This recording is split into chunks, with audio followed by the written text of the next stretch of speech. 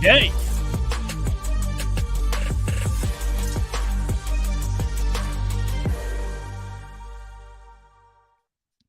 Happy Friday, everybody, and welcome into College Football Kickoff Live. Thank you for making College Football Kickoff Live your lunchtime listen every single week. That is Kenton Gibbs of Locked On ACC and Locked On Wolfpack. That is Alex Dono of Locked On Canes. Drake Toll here from Locked On Big 12. Guys, boring weekend last weekend in college football. We didn't get much around the country that mattered to us headlines-wise. What we do get this weekend is a slew of top 25 games, big matchups across the board. We'll talk a lot of Deion. We'll talk Alabama, Ole Miss. But we started off, Dono, with, to me, maybe the biggest game of this week, Notre Dame and Ohio State. You know, this is going to present opportunities for Notre Dame specifically when it comes to trying to cement yourself into the college football playoff picture. I also think it's a massive opportunity for Sam Hartman to get a little bit more love among the Heisman Trophy contenders. I know winning would be the priority for him over an individual award, but you know, this is a guy who has had a great career at Wake Forest up to this point, but being at Wake Forest flew under the radar a little bit. Now he's hit the big time at Notre Dame, and I look at this, and I know Ohio State are road favorites in this one, but I've gone both ways throughout the week in handicapping it, but I think this is a game that Notre Dame can and probably will win if they can exploit Ohio State's offensive line and just Ohio State's offense, period. I think this is a big one. I know that in the whatever head-to-heads they've had in recent years, those have favored the Buckeyes. But this is a gigantic game, Drake and Kenton, on a list of really good ones this week on the slate. And Kenton, same for you. I mean, when you look at the amount of top 25 games, the amount of big matchups, and teams that could be knocked out of playoff contention altogether just on Saturday alone, what do you have your eye on? You know, it's hard to look away from this Notre Dame-Ohio State game for so many reasons. This is going to be a big game for me because my bold prediction to start the year off was what? Notre Dame was going to be closer to the playoff than Georgia. This game is either going to go a long way in making me a GOAT or making me a dunce. One or the other. I'm walking out of this thing either doing my best or putting my little pointy hat on. I'm not sure which one I got yet, but this game is going to be big time because – I mean, more or less, this is going to be a playoff eliminator for at least one of these teams. Yeah. As far as Ohio State goes, they could run the table after this and get in. But for Notre Dame, there's no way. Unless they absolutely dominate, and I mean crush everybody in front of them by 2 to 3 touchdowns a game, I really don't see a way for them to sneak back into the playoff conversation with a loss here, especially a loss at home, especially if it isn't like a close last-minute fluke type of thing. Yeah. Well, guys, before we get into the Colorado conversation with Locked On Buffs host Kevin Borba, I do want to get into a bit of this whole big hit, late hit, Travis Hunter, death threats. What a wild deal this week across the landscape. Dono, where do we start with a kid who makes a hit that 30 years ago was part of the game, and today we've established, rightfully so, that shouldn't happen, and now him and his family are under huge fire? It's sad. And listen, obviously with not only the attention that's been on Colorado, but the attention on Travis Hunter, who's been, a Heisman candidate and one of the best players in the country, that's only going to make the conversation louder because had it been a different person getting hit and a different team, I don't think anyone is, making death threat, which is just inexcusable. 100%. And listen, it was an illegal hit, should have been ejected, late hit. So there should be some kind of repercussion for it. But, anyone who's talking about wanting to take a young man's scholarship away and any just awful, awful human being who's, making even if, the threats are maybe not substantive, it's disgusting to make death threats towards anyone in their family, made a mistake. Like and it's a dangerous game. It's a bang, bang game.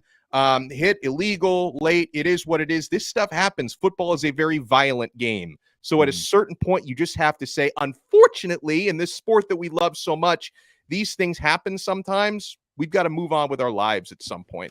Isn't that what Travis Hunter said? I mean, he came out in his and onesie Deion as well. on his live stream in a onesie. Ken, I don't know if you've seen these, but I guess he does a live podcast every week after these games. And he said, look, football is a violent sport. It seems like Travis Hunter even is at this point has forgiven every party involved. Absolutely. Absolutely. And like Dono said, grown men, kids, young teenagers, young men, doesn't matter. Death threats to anybody, whether they be 45 or 4, is ridiculous. Is ridiculous. This young man has done nothing to warrant that and deserve that. That is going too far. The scholarship thing is going too far. However, I do think that there needed to be a conversation about an ejection happening because 100%. there were so many ejections for targeting over the years where guys were literally just playing football now, and there's an ejection.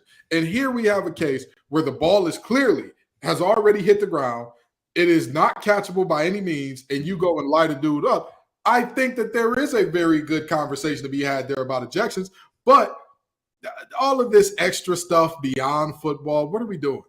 What are we doing? At the end of the day, this is a multi-billion-dollar game. Not going to deny that. This is a game that some of us have spent too many dollars and much too much time on FanDuel about. And toes. You know, and not just the folks who the bookie had to come to their door. Hey, pay up, buddy. Some of us have given up toes voluntarily for this thing. But it's a children's game at the end of it. Yeah. Like, let's stop this. Your job isn't going to stop. Your bills aren't going to stop being due. Your car note, mortgage, rent is not going to stop being due because Blackburn didn't take the hit on Travis Hunter. So because he did, you shouldn't do anything to put all that stuff in jeopardy as well. Come on, knock it off. Grow up. I think what Kenton Gibbs is saying is touch grass. Just kind of a really good way to just touch grass, guys. It's again a kid's game. Kenton, you hit it, and I want to know Kevin Borba's thoughts on this. He's got a big game this week. That's Locked On Buffs between Oregon and Colorado. We'll talk all of that as Kevin Borba joins the show.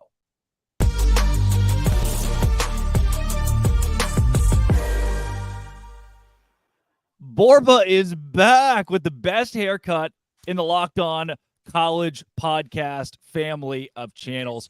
Borba, Travis Hunter takes a cheap shot. He's out for a few weeks now. Obviously, he's a key cog, especially going into a big game like Oregon. What do you make really of this entire situation? Yeah, I think the hit in general, like you guys were talking about, I think it sucked to happen. It wasn't necessary. Honestly, he could have intercepted the pass if he was actually playing the ball, but he chose to hit Travis. Not to defend the hit, but I think it was just kind of one of those rivalry things where it was like, I'm going to hit Travis Hunter right now, send a message. Don't think he meant to hurt him. Don't think he deserves death threats, and probably should have made a play on the ball rather than doing that. But with the game itself, losing Travis hurts the defense way more than it hurts the offense. And it's not to say that he's not helpful on offense. It's just on offense, they have 3 or 4 wide receivers that have been making plays for them. Jimmy Horn and Xavier Weaver have been electric. They're like 1 and 3 in the country in catches. So they're going to be okay on offense. It's the defense where I'd be worried. They have a couple guys banged up. They have guys that came in and didn't play as well as you would hope when Travis went down. So they're going to have a committee of guys try to fill in for Travis, and it's going to be interesting. You know, one of the things that has been a revolving theme here, which I wholeheartedly agree with, is last week's game, you go into it with the respectability politics of take your hat and your glasses off when you're talking to an adult, and then by a team who has 10 personal fouls in the game. What do you make of that? Because I'm a firm believer in everything that you see on the field is coached or allowed. And I personally am under the mindset that Jay Norvell did a terrible job of coaching or allowing that in that game. But what say you on it? Yeah, I think the whole Jay Norvell thing is kind of corny. I don't know why he felt the need to call out Coach Prime and his son. I don't think I've seen many pictures of Coach Prime without sunglasses. Like, you Google him, and even in college, when he got drafted, he had the sunglasses and the Jerry curl. Like, he's always had sunglasses. Ever since he's been to Colorado, he's had a cowboy hat now. That's kind of his new thing. And so it just felt like a reach. It felt like a cry for attention. As an only child myself, I'm well aware of what a cry for attention is. But like, it just wasn't necessary. And so I think when you talk about the penalties and stuff, I think it was just them kind of being on a stage that they weren't expecting or ready for. So I think they kind of just weren't prepared for. And so, like you said, it kind of is on Jay Norvell to prepare them for that moment. And they obviously were more worried about the environment than the game itself. I think that's the best way to put it. Just because if you allow that to happen in a game that's kind of your Super Bowl, then you're going to take yourself out of the game, because realistically, they should have won the game. They were up by 11 points. They allowed a 98-yard drive with a minute and a half left, and that's kind of on you. So a lot of discipline issues over there in Fort Collins.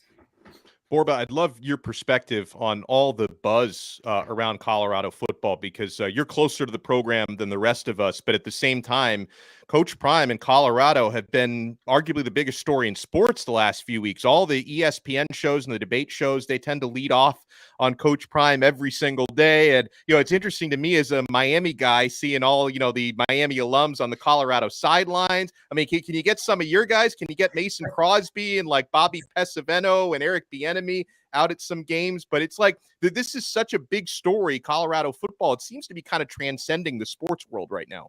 Yeah, and they've had Michael Westbrook out there and guys like that too. So they've had some guys, because they made sure to talk about the past culture and stuff like that. But no, I've been saying that I think Colorado's at the forefront of college football and just sports in general, excuse me.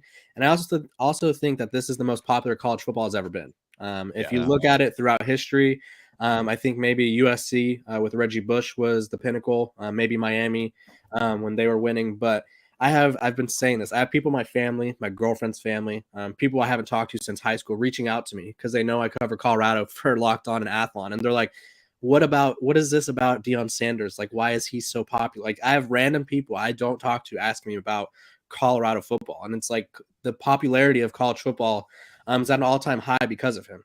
They got 9 million viewers for a game against Colorado State where they were favored by 20. Or even the week prior, they were Texas, Alabama got 8.8. So more people cared about Colorado State than they did Texas, Alabama. And that was a top 15 matchup. So he's kind of changed college football. He's making it cool. On the sidelines, they had Offset, they had The Rock, they had Master P was there. Chauncey Billups and Kyle Lowry were there, which might have been tampering. I don't know. But they were there in the box. Like, there were so many famous people. It'd probably be easier to name who wasn't there. It's just because they're so interested in what he's doing. Orba, when we look at Oregon this week, this Ducks team, 21-point favorites, and we've talked about that. Bo Nix, is there a way? I mean, I told you there's no way TCU and Colorado's a game. I thought that this would be a blowout. The Horned Frogs would take it away in a landslide. And now this week, a lot of the talking heads are saying the same thing. Where do you sit with Oregon? Yeah, I think it's a very big possibility for Colorado to win. I think it's a situation they love to be in. They've kind of embraced the us versus the world role. And I think they kind of find it hilarious that they're 21-point underdogs. I don't know if that's going to work out for them, but I personally have predicted them to win. So I'll just put that out there. I think offensively, they could keep up with anybody in the country. And I'll say this because I see some looks, and it's like defense can win championships, sure, but offense wins you a lot of games. And realistically, they're like USC's defense last year. USC's defense last year was terrible, but they led the country in interceptions or turnovers forced. Colorado leads the country in turnovers forced. So if they could get one or two off of Bo Nix or maybe force a fumble, that's game-changing right there. And can Bo Nix and the Oregon Ducks keep up with their offense? Because they were kind of getting sliced and diced by Tyler Shuck and the Texas Tech Red Raiders, who have lost to Wyoming.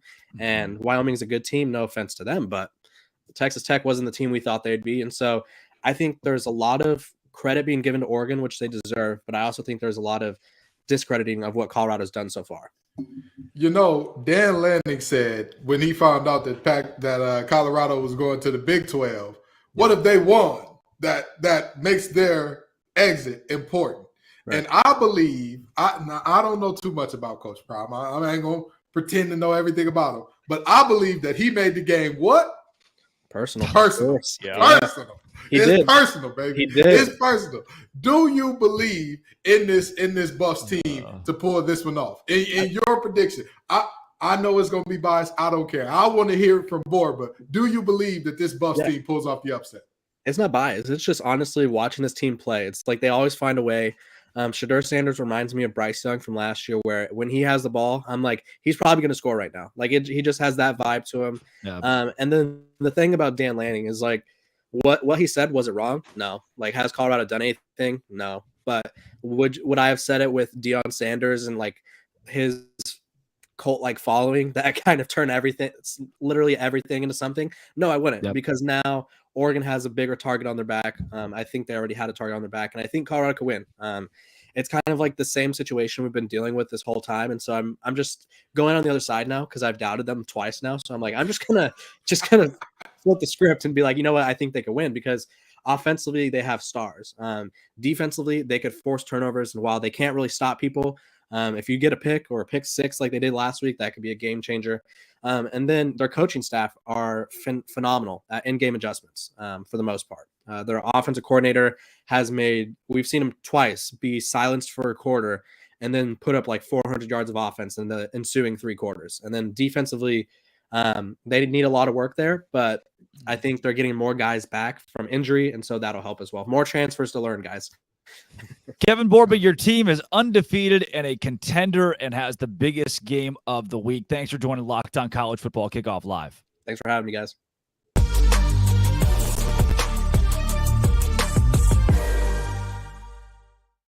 All right, fellas, let's take a trip around college football to our contenders for the college football playoff like we do every week. But first, Dono.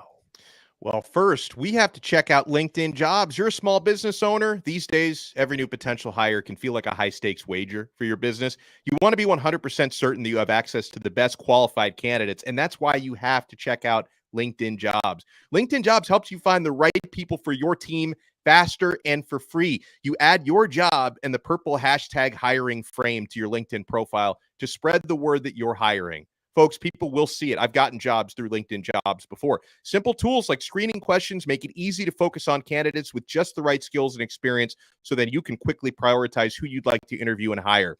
LinkedIn Jobs helps you find the qualified candidates you want to talk to faster. So post your job for free at linkedin.com/lockedoncollege. That's linkedin.com/lockedoncollege to post your job for free. Terms and conditions apply.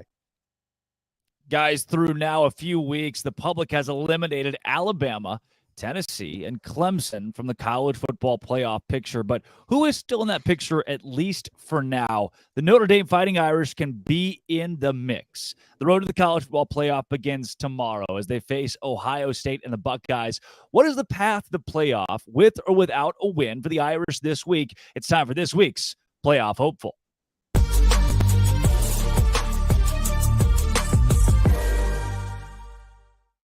Woj joins Locked On College Football Kickoff Live. Our Woj, that is. Tyler Wojak of Locked On Irish. Tyler, this Notre Dame team's got Ohio State coming up on Saturday, and more importantly, playoffs in its sights. Can this Notre Dame squad, regardless of the outcome on Saturday, make the college football playoff? Well, their schedule does set them up to make the playoff, even if they do end up losing to Ohio State, because they still have USC just 3 weeks after that, who I fully expect will be a top 5 team at the time that that game is played.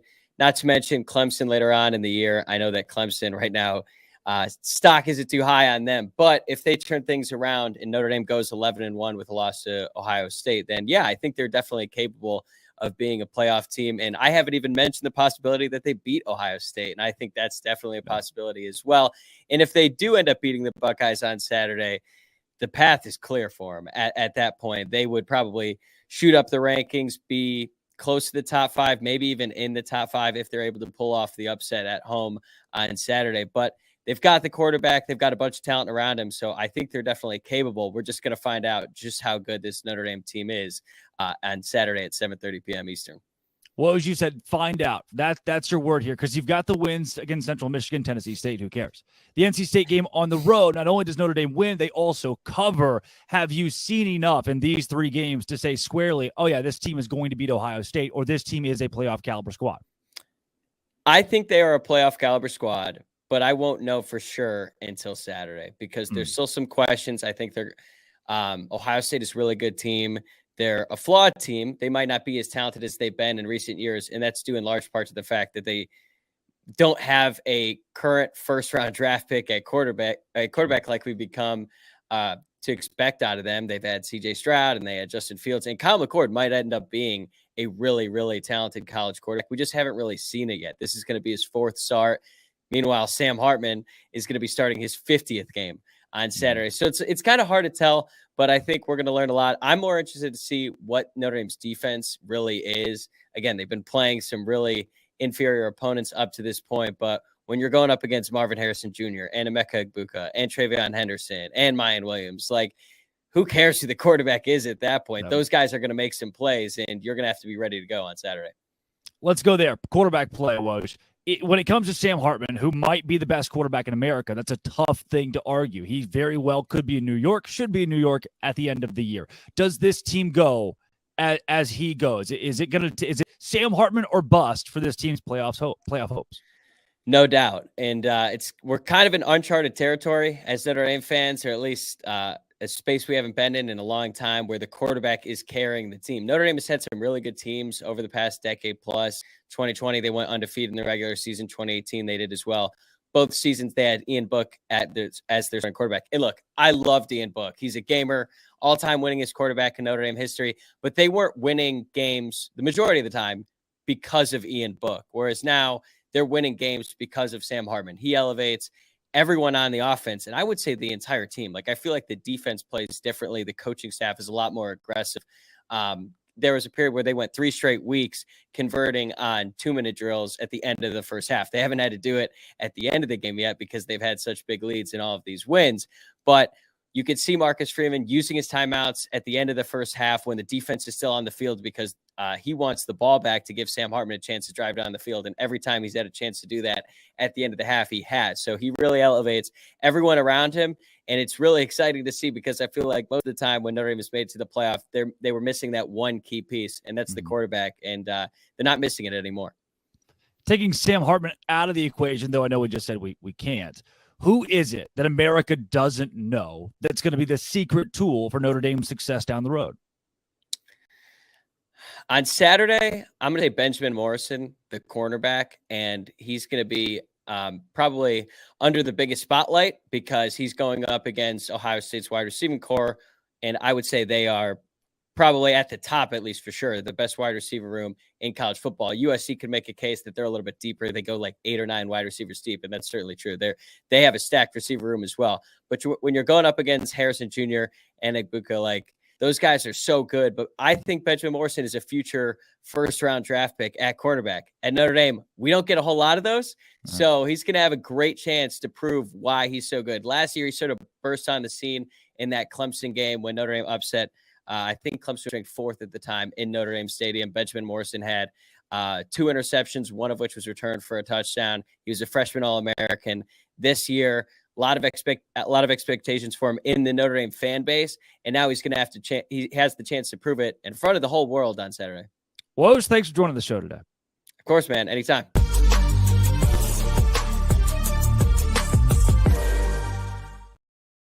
That was Tyler Woj of Locked On Irish, guys. To you, Kenton, any shot that Notre Dame makes the cut? We always talk about it. Oh, this is Notre Dame's year. They kind of have that Texas moxie to them.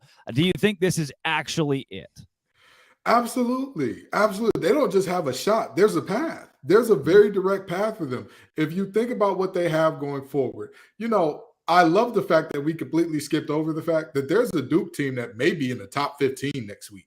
That Notre Dame goes to Durham to play. They're going on the road to Wallace Wade Stadium, which I'm going to tell you, I was there firsthand for the Duke and Clemson game.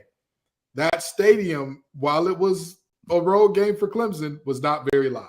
It was not very ruckus. It wasn't the type of environment that you think of. But tell me, Duke football wasn't a party?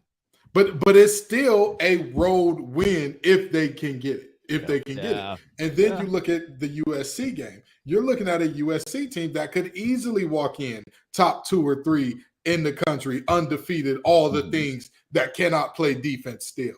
And so you're looking at a situation with Notre Dame where even if we count this game as a loss, you're saying that there's a path here. So if they win this game, I mean, they're all but a shoe-in at that point. But a loss here, I think that they'll be just fine. They just got to take care of what's in front of them. Dono, buy or sell Notre Dame? Buy, which as a Miami guy, pains me to say that because the history runs pretty deep there. And, as far as their path to the playoff, I agree with Kenton completely because not only does Notre Dame have the high profile type of schedule where they could potentially be top 4, even if they lose one game. And if it's not Ohio State, who I think they will beat on Saturday, USC, you can take your pick on who they might lose to this year. They can still get in because they're also one of the most visible programs in the country when it comes to television exposure. That plays in Notre Dame's favor. And this game is a huge opportunity for them against Ohio State, because even though Notre Dame has had a couple of cameos in recent years in the college football playoff, they haven't had success the way Ohio State has. That's been in their DNA. They've been one of the more consistently successful teams in the CFP era. They've also consistently had first-round quarterbacks, and they maybe don't have one of those this year to the Buckeyes, but still, Notre Dame is kind of fighting against their DNA this week, but I think they have the quarterback, because I'm taking Hartman over McCord. And I also think Notre Dame is going to have an advantage, like Kenton talked about, being in their home stadium. That's a tough road game. And McCord's first road trip against Indiana didn't go all that smoothly for him. Yeah. So I think the Fighting Irish can pull it off. Obviously, matching up against Ohio State's just revolving door of future first-round wide receivers is going to be the most difficult matchup here. But I think they can put pressure against Ohio State's offensive line. I don't necessarily think this is going to be a beautiful, high-scoring type of game, but I think it's going to be a Notre Dame dub. 3-point underdogs at home. I think they cover and win. Let's take it from ACC adjacent to the actual ACC. What was thought to be a potential top 10 matchup this preseason is now a battle between number 4 Florida State and unranked, unknown Clemson. We kick to Brian Smith of Locked On Seminoles to preview this matchup. There are 3 prime reasons that Florida State should defeat Clemson. Number 1, quarterback experience. While Cade Klubnik is a very talented young man, Jordan Travis is a graduate student. He's been there. He's done that. And don't forget about his legs. He can make a play in the clutch, even if a pass is not there. When it is available, Johnny Wilson, that's a really great option. He's averaging 20 yards of reception, and his 6'7" frame is very attractive. And, of course, there's Keon Coleman. LSU knows all too well about him. Finally, can Clemson protect Cade Klubnik? They've been giving up a lot of pressures, and while he's not been sacked a lot, if he's under duress from Jared Verse and the Noles, that's not going to bode well. Florida State overall just has more talent than Clemson. They have more experience, and I think they're up to the task. Florida State gets it done 35-24 in Death Valley.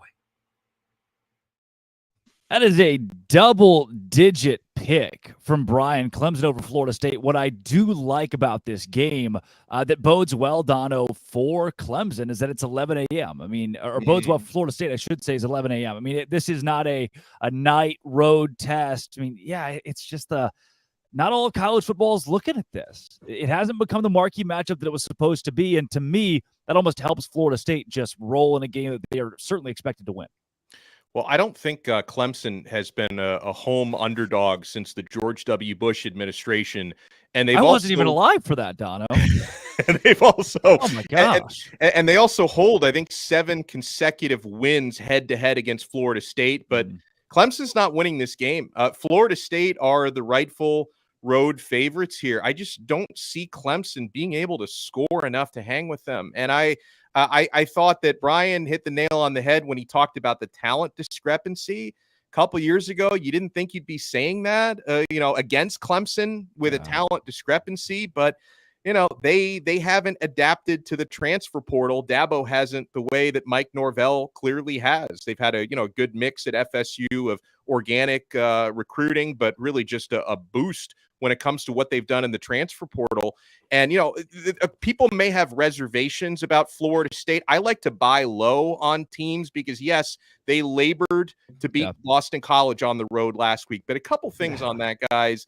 When you've got Clemson the following weekend on the road, that BC game, it can be a look-ahead game, and it's also really tough to win at Boston College, especially for the annual red bandana game, which is what Florida State was going up against. So they survived their letdown game last week. This is not going to be a letdown game for Keon Coleman and for Johnny Wilson. And obviously something I'm looking for is Jordan Travis 100% healthy? Because he did get banged up and missed a couple of series with a shoulder last week. He's going to start, but is he limited in any way, shape, or form? We'll find out. But I think Florida State wins this game comfortably. Yeah, when I look at the Boston College game you mentioned, it seems like every big team has that one game on their schedule. Georgia, Missouri last year, where Georgia just escapes Columbia with a win against a middling Missouri team. Kenton, for you, when I look at this, I think, all right, yeah, Florida State wins for sure. They cover 2. Did they win by double digits, though? That's where I think I hang up. Yeah, I agree. The hang up is right there. I don't think that this Florida State team knows how to get it done that well. With all due respect, what about the LSU game? Hold on. And let me finish that out now. If Brian Kelly did not piss down his leg in a way that I have never seen from a head coach that's getting paid millions of dollars, my brother in Christ, you have a receiver that is giving the fade signal back to back to back on your corner, and he's dunking on him.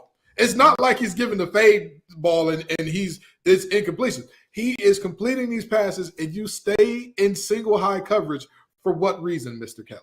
Please, I elaborate. They're not running the ball well, and you say, it's okay. We need the extra body down there. We're not going too high. That's too much like right. So with that being said, I think that their talent carries them most of the way. But honestly and truly, I think that Dabo is the better coach, and he finds a way to get this thing close. I'm not saying that they win this game. I don't think Clemson wins. But I think they find a way to keep this one close against a much more talented Florida State team. That, you talk about the portal. All of their stars are darn near all of them, except I believe the backs are all out of the portal. Everybody. Yeah. And so that's, you talk about the future is now old man mentality. That's got to be how Norvell is looking at Dabo. Hey, buddy, you get with the times, you get rolled over, and they're going to get rolled over in this one. Well, Dabo will always appreciate your thoughts and prayers. He's going to need a couple of extra this week as Clemson takes on Florida State. Coming up next, we take you around the conferences, the power conferences in college football, as we talk all of the biggest games in a big weekend. But first, let's bet on those games. What do you say, Dono? Oh, I'm down for that task. Guys, FanDuel, we are having so much fun each and every week. You can snap into this NFL action with FanDuel, America's #1 sportsbook. Right now, new customers get $200 in bonus bets guaranteed when you place a $5 bet. That's $200 in bonus bets, win or lose. If you've been thinking about joining FanDuel, there's no better time to get in on that action. The app is so easy to use. There's a wide range of betting options, including spreads, player props, which are so much fun, over-unders, and so much more, and got a lot of good action this weekend. So visit FanDuel.com/lockedon and kick off the NFL season. FanDuel, official partner of the NFL. Well, guys, this is the week we've been waiting for. It is finally conference season and so many big games to kick that off. And ranked versus ranked as well. How do we keep up? We go around the country. In part one of our Conference Confidential, kicking us off, as always, is Craig Sheeman from Locked On Big Ten.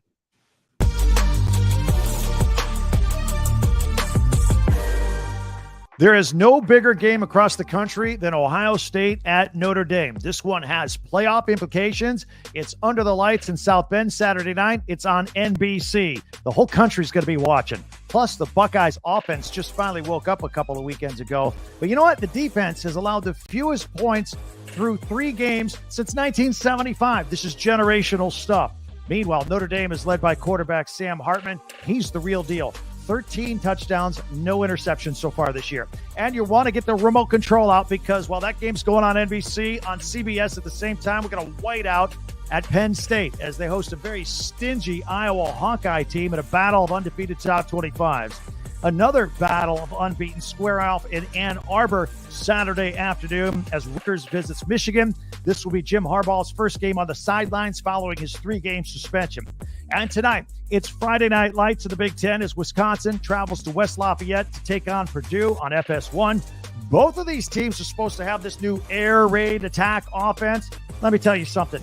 Badger quarterback Tanner Mordecai, that's not what he's about. That's not what Wisconsin does. They still have their traditionally strong running game. They should use it. Meanwhile, I'm very intrigued by the arm talent of Texas transfer and Purdue quarterback Hudson Card. I think he's something to watch as the season goes on. He's very good. Season's a third over. I'm sad, but it feels like it's just getting going. Enjoy the games. I'm Craig Sheeman for Locked On Big Ten.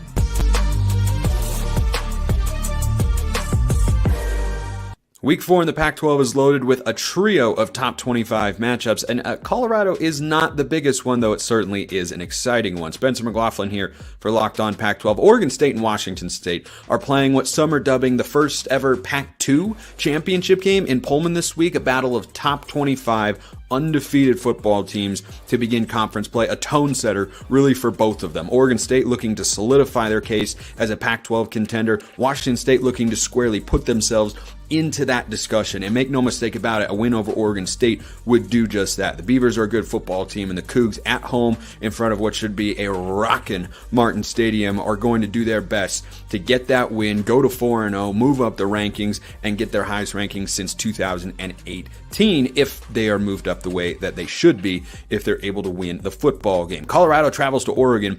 They're 21-point underdogs.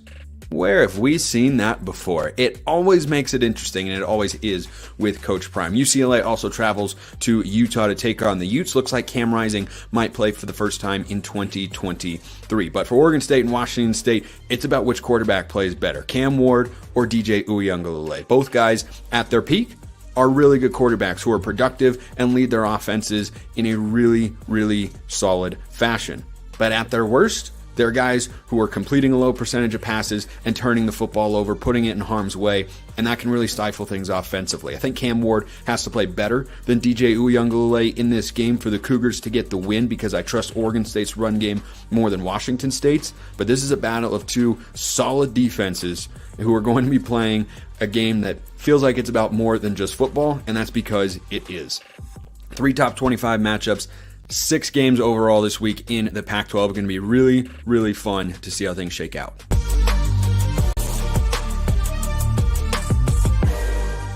What's up, everybody? Chris Gordy here from Locked On SEC Week 4, and we've got some juicy matchups in the SEC. First up, it's 3-0 Auburn at 2-1 Texas A&M. Big early road test for Hugh Freeze and company, but I think this is a must-win for Jimbo Fisher and crew. You can't lose to a new head coach. You already have a loss on the young season. I like A&M at home to cover the 8 points. I like Spencer Rattler in South Carolina to cover the 6 points at home against Mississippi State. I like LSU to beat Arkansas at home, but not to cover the 17.5 points. That's too many. And the big one, it's Ole Miss at Alabama. It's Luke Skywalker versus Obi-Wan Kenobi, but Obi-Wan's team is struggling. Alabama going back to Jalen Milroe at quarterback, not looking great. Bama only a 6.5 point favorite. But with all Lane Kiffin has going for him, Jackson Dart playing extremely well, Pete Golding running that defense. If Kiffin can't beat Saban here, he may never get it done. Give me Ole Miss and the points and the Rebels in the upset of the Evil Empire, Alabama. For more, check us out at Locked On SEC.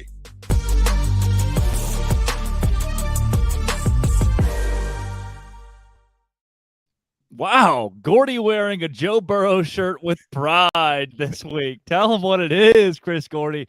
Guys, plenty of huge games to talk about in college football, but I want to hone in on some individual programs now with our boom and bust this week. Kenton Gibbs, we will start with you. Who is your boom team as of Friday, September 22nd? Well, I love to say this. I've been waiting on this team, and I say this with great joy and great happiness in my heart. I'm not going to lie to you and try to pretend at all that I'm holding back any of the glee that I contain for this team being good. I am ready. I have wanted to do this for some time. Penn State is my boom team. And they're my boom team. They are going to look like the real deal. And I'm going to tell you right now, this is a team that is so complete. They play offense in the Big Ten. You heard it. You heard it right. Their name is not Ohio State, and they play offense in the Big Ten. Geez. Oh, I'm so excited. I'm elated. And, of course, I'm elated because on defense, they got a couple Cass Tech graduates over there, the King Twins, doing their thing. I'm always excited to big up my boys from the green and white. I love it. But with that being said, this is a really, really good Penn State team, a really complete team. They are solid in the trenches on both sides up front. They have good depth at the second level as well, multiple good backs, multiple good backers, and, of course, one of the best corners in the game in Kobe King. And you look at their wide receivers, and they finally have a 5-star quarterback. It's crazy. What can you do with an offense in the Big Ten? They can get it done. They can get it done. 467 yards per game offensively for Penn State. The bad news is they play Iowa this week. So if you have a paint drying competition in your local area, you could probably buy tickets to that for cheaper and enjoy it much more. Dono, Boom. I'm going to give you a curveball. This is a team that to this point has been busting, but I think they're going to boom this weekend and pick up a big win. That's the Alabama Crimson Tide. What? I don't see them losing. I don't see them losing 2 straight at Bryant-Denny Stadium, and I think they're going to have success on the ground this week. Ole Miss, below average rushing defense to this point. Saban is going back with Jalen Milroe, which obviously he's not instilled a huge amount of confidence, but at least Saban has figured out this is the best guy we've got. They're handing him the keys to the car again, and I'm telling you, Alabama is going to win this game, and for at least 1 week, they're going to silence some of their doubters because I think Ole Miss is going to be vulnerable. So they haven't been booming to this point. They put up 17 points against USF. They lost by 10 to Texas at home. But I think this is the week that Bama starts to figure things out, and they're going to boom this week. Dono just said they put up 17 points against USF and lost to Texas, and they're my boom this week with confidence. Because they're going to boom. They're going to boom, Drake. They haven't been booming. They're going to boom this week. This is a sneaky boom for Alex Dono with Alabama. Mine, guys, same thing. I've been waiting for this team to kind of get the marquee win. Can they prove against a good squad that they're a legitimate force in college football? They went on the road in the SEC and got a night win, coming back twice from multi-score deficits. It's the BYU Cougars. They have been a massive boom in a Big 12. It's been a massive bust. This conference has not been good. BYU has been good. The big reason why Keaton Slovis is not USC Keaton Slovis. He's not Pitt Keaton Slovis. He is BYU Keaton Slovis. He has fit the offense perfectly. While some of the throws he makes, you think, aha, that's Keaton Slovis. Other throws he makes, you think, hey, that's Keaton Slovis. Makes sense, guys. You've seen him in the ACC. He has done really well for BYU. Their defense has stepped up in an insane way. Only allowed 16 points in the first 2 weeks against Cupcake, so they took care of business. 31 to Arkansas, but they got enough. They got it done against KJ Jefferson, one of the most electric quarterbacks in the country. Road win, SEC, big time for the Big 12. BYU is a boom. Now the bus. We'll pitch it back to you, Dono. Who busts this week for you? Oh, my goodness. Colorado is going to bust this week, guys. Deion's watching right now, by the way, Dono. Deion's watching. It's personal because of Dono. I waited for Borba to be out of the studio. Colorado is going to bust this week. Oregon is going to handle them at the line of scrimmage. And, Borba talked about it being without Travis Hunter. That's definitely going to hurt them more on defense than it's going to hurt them on offense, but it's going to take away their best cover guy. And, Deion talked about cornerback by committee this week. They've got a 5-star true freshman in Cormani McLean who, cares more about his social media than actually getting better and developing. So I don't think we're going to see much, if at all, this week. Okay. Everyone went crazy about Colorado. I see like Michael Irvin is doing a social media post where he's like crying tears of joy because they beat a team in double overtime that lost to Washington State by 26 points in their previous game. Yeah. Oregon is going to boom this week, which means Colorado is going to bust. All right, Kenton, who's your bust right now? Dono, he was crying because it was 2 a.m. We were all ready to go to bed. We were so happy that it was a miracle. I was still awake. I usually go to bed at like 10 o'clock, and they talk. That game set like a ratings record for the late game time slot. I was even up. Well, I stayed up like 4 hours past my bedtime to watch that. Listen, I wake up at 4:30 most mornings. I was crying when that game was over. I was right there with my going, thank you, Lord, this thing is over. But I struggled to come up with a bust team because there actually were 2 that I wanted to go with. And then I thought to myself, you're a rule breaker anyway, so we're going to go with 2. I've already talked about both of the teams that are playing these teams have already been talked about. Iowa, I don't know why anybody would rank that team. Hold on. I don't know. What's better, Kenton, is they are undefeated and just haven't moved in the rankings. They started at 25. They keep winning games. People are like, all right, 25 it is. Cade McNamara has looked mid at best. And I mean, like, in the Midwest, outside of Detroit, of course, the wonderful bastion of a society that we have there, there's some really bad food, like Skyline Chili and whatnot. Things like that, mid, right? Okay. Iowa's offense, worse than that. which means Iowa as a team must be mid. But let's go over to a guy that I've talked about on some other shows, that I've talked about. In the words of Jay-Z, I don't believe you. You need more people. Mr. Bo Nix, I don't believe you, brother. I don't believe him. I don't believe him. I don't think he's a good player. I'm sorry. I'm going to sit on that. I'm going to stand on that. I'm going to jump on that 10 toes down. As a matter of fact, give me your toe that you cut off, Drake, so I can go 11 toes down.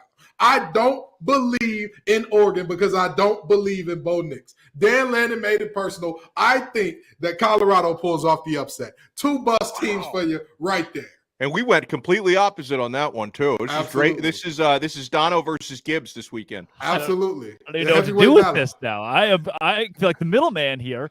I can give you my bus though, and it's wish that I was on old Rocky Top. Those guys suck right now. do. I don't know if you've been watching this Tennessee team, but they were supposed to be good, and they were like, "Hey guys, just kidding. We wanted you to think that with Joe Milton at quarterback, who had 14 incompletions of his 34 attempts this week. Not good. And also just didn't look good against a Florida team that got torched by Utah's backup quarterback who couldn't move the ball against Baylor. And I know the transitive property doesn't exactly work in college football, but it's a Tennessee team that should be blowing out Florida. Home, road, Florida's coach is going to get fired. He's not very good. He's bought himself time because Tennessee pissed down its own leg. 29-6, not only did Tennessee lose, Tennessee got beat handedly at Florida and only put up 16 points with Joe Milton at quarterback. Jalen Wright, Jabari Small, like we were supposed to see a balanced running game and passing game from the Volunteers. We have seen none of that to this point. They have been disappointing. And look, I get it. Earlier this season, they beat up on Virginia to open the year. Guess what, guys? Dono, you mentioned Virginia's just bad. It's just a really, really bad football team. And Florida, to a certain extent, also pretty bad. What we've seen from the Gators. And you know, not only did Tennessee lose, they did not compete against the Gators. That's a bust for me, 100%. We got time for one more boom for each of you guys. Let's lean on the positive here. Dono, give me another boom for you.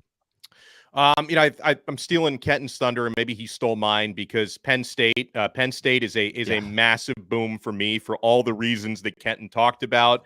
You know, I don't necessarily think their game is going to be very exciting this weekend, but this is a ranked matchup for them. They're favored by 2 touchdowns against Iowa.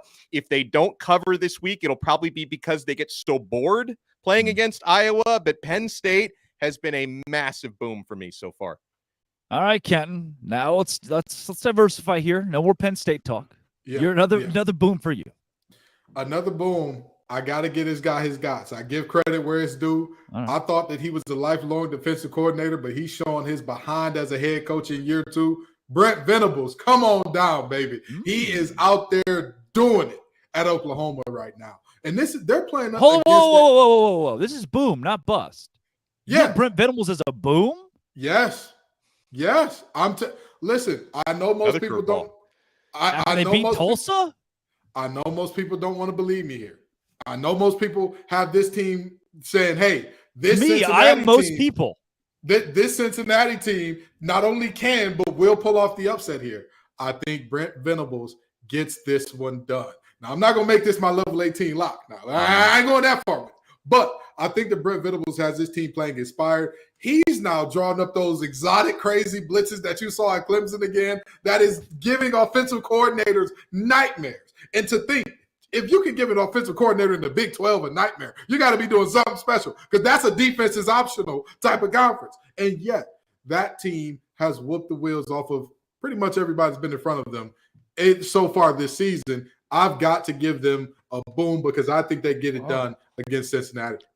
Okay, can I go with a bonus boom because I wasn't here last week? How many booms are we going to have here? I just need to give a bonus boom. This is not going to be because Miami beat Bethune-Cookman last week, but I wasn't here last week to talk about Miami's excellent showing and Tyler Van Dyke's excellent showing against Texas A&M. You know, that's the only real team Miami has played so far, but they have been more complete than I expected. Offensive line statistically grading out as one of the best in the country. Tyler Van Dyke so far, who had a really bad year last year for a number of different reasons, is actually the Pro Football Focus leader. through 3 weeks so far in the season with a 94 grade. They've been tackling a lot better. Still going to be a few more weeks before they have another serious opponent because they have Temple this week, bye week, Georgia Tech, and then North Carolina, which is going to be a huge test. But Miami's been booming so far. Boom. You nailed it for me. My added boom. North Carolina. North Carolina has a chance to do something it has not done since I was born. The Tar Heels have not been 4-0 since 1997. I wasn't even a thought. And they got an opportunity to do it this week. We're not talking about UNC enough. Obviously, this is a team that has, in the last couple of years under Mac Brown, made some waves. Sure, they've struggled against App State, which everybody seems to do right as a Power 5 team. But we're not talking enough about top 20 North Carolina who can make some noise in the ACC. Right now they are a boom to me, a sneaky secret boom that could end up in the top 10 here in a couple weeks if they're to win that game, Dono, against Miami. Oh, you guys hear that? That was my doorbell. My DoorDash is here, Dono.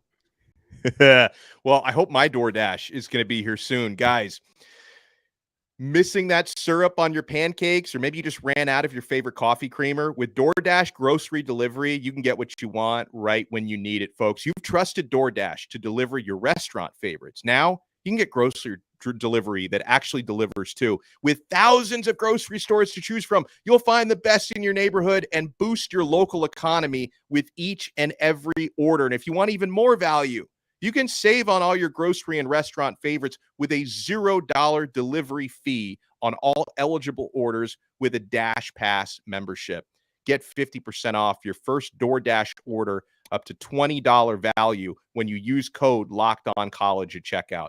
Limited time offer, terms apply. That's 50% off up to $20, no minimum subtotal, and zero delivery fees on your first order when you download the DoorDash app in the App Store and enter promo code LOCKEDONCollege. Don't forget, that's code LOCKEDONCollege for 50% off your first order with DoorDash. Now, I know what you're thinking. They went and nationalized my Locked On show. You're sitting there, you're watching Locked On Ole Miss as we speak, and you're thinking, where is Stephen Willis and who are these three guys? Well, this is Locked On College Football Kickoff live every Friday from 11 to 1 Eastern time with everything around college football. We take on a complete wraparound across the entire game. Drake Toll from Locked On Big 12 alongside Kenton Gibbs of Locked On ACC and Wolfpack, and Alex Dono of Locked On Canes as well. Guys, as we get closer and closer to this noon hour, it is time for Sell Me Why. Ain't nothing but a heartache or a mistake. Sell Me Why this week. Michigan, 23.5-point favorites in a conference game. The return of Jim Harbaugh against Rutgers. The Wolverines host the Scarlet Knights. Here's Isaiah Hole to sell you why the Wolverines will cover that massive spread. The spread for Michigan football in the homecoming game in week 4 to host Rutgers is Michigan favored by 24.5. Will Michigan beat the spread? This is Isaiah Hole from Locked On Wolverines, and I'm going to give you a reason why Michigan will beat the spread, and I have a couple here. The big one is Jim Harbaugh returns to the sidelines. Now, if you listen to any Michigan players throughout the week, they say it hasn't made much of a difference having the interim head coach as well. Jim Harbaugh's been away for the last 3 weeks. But has this looked like the same Michigan team? It really hasn't. On top of that, this is the biggest game so far of the season. I know it's Rutgers. But at the same time, we've seen Michigan kind of sputter out. We've seen the starters out from midway through the third quarter in each of the first 3 games. Now is going to be a time when you see Michigan put the pedal to the metal, cover the 24.5-point spread according to FanDuel. Michigan has got this one in the bag, even though they have yet to cover the spread so far this year. Wow. Michigan has allowed 16 points combined in 3 games, but they're playing a Rutgers team that has allowed 30 points combined in a much stronger 3 games. Rutgers has double-digit wins against Northwestern, Temple, and Virginia Tech. All those games coming at home. This is their first road test. Kenton Gibbs, are you sold? I'm sold on Michigan covering this. Yeah, I honestly think the Fighting Greg Schianos haven't played anybody that's super quality so far this year. Neither is Michigan, Kenton. Yeah. Exactly. I mean, I'll give you that. But if I'm looking at these teams, anybody who's listened to me talk on these shows before, I always tell people before week 4, we're all taking shots in the dark and guessing. And if I'm taking a shot in the dark and guessing, hey, based on what I've seen so far, the little bit of information I do have filling around in the dark, doing my best Stevie Wonder impression, I think that we're for sure going to get Michigan covered.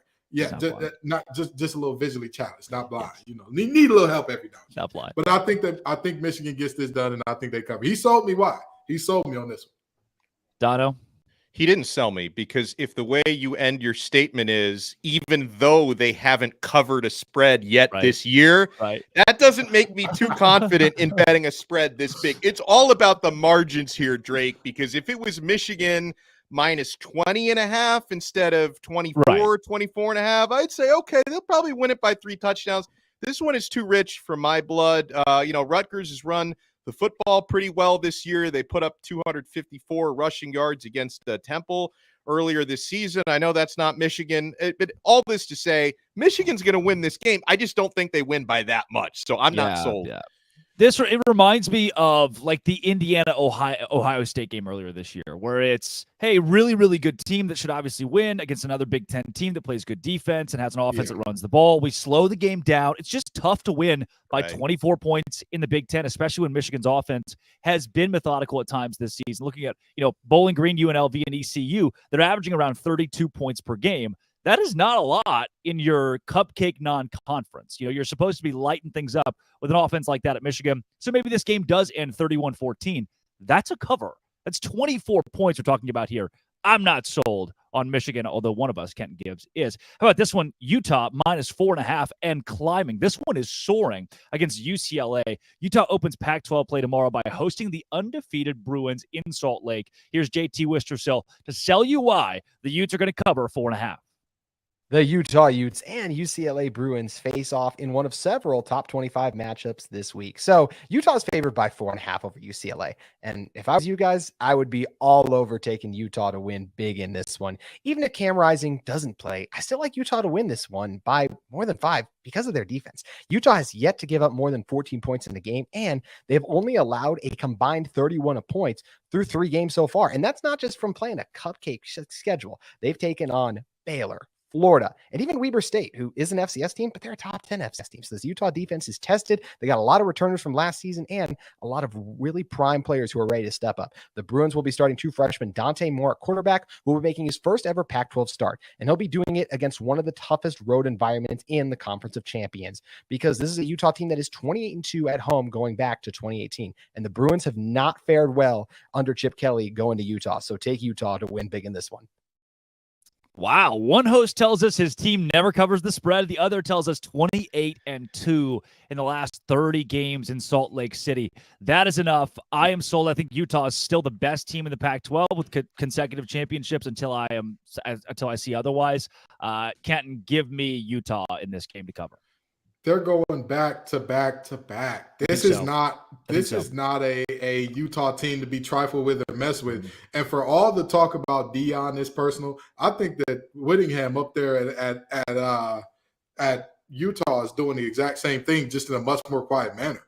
This is a team that they're the Rodney Dangerfield of college football. They get no respect at all. And yet all they do is put on their best DJ Khaled impression and win, no matter what. So with all that being said, I think that Utah covers this one easily. Dono? Now I am sold. I think Utah covers. I will be interested to watch this game because this is where all the high school recruiting coverage comes in for me, because Dante Moore on the UCLA side, it's going to be a very big moment for him. His team is not going to win this game. They're not going to cover, but that's one of the more impressive high school quarterbacks I've watched in person in recent years. I think that kid's got the stuff. I don't think this Saturday is going to be his time. I think his time's going to come a little later.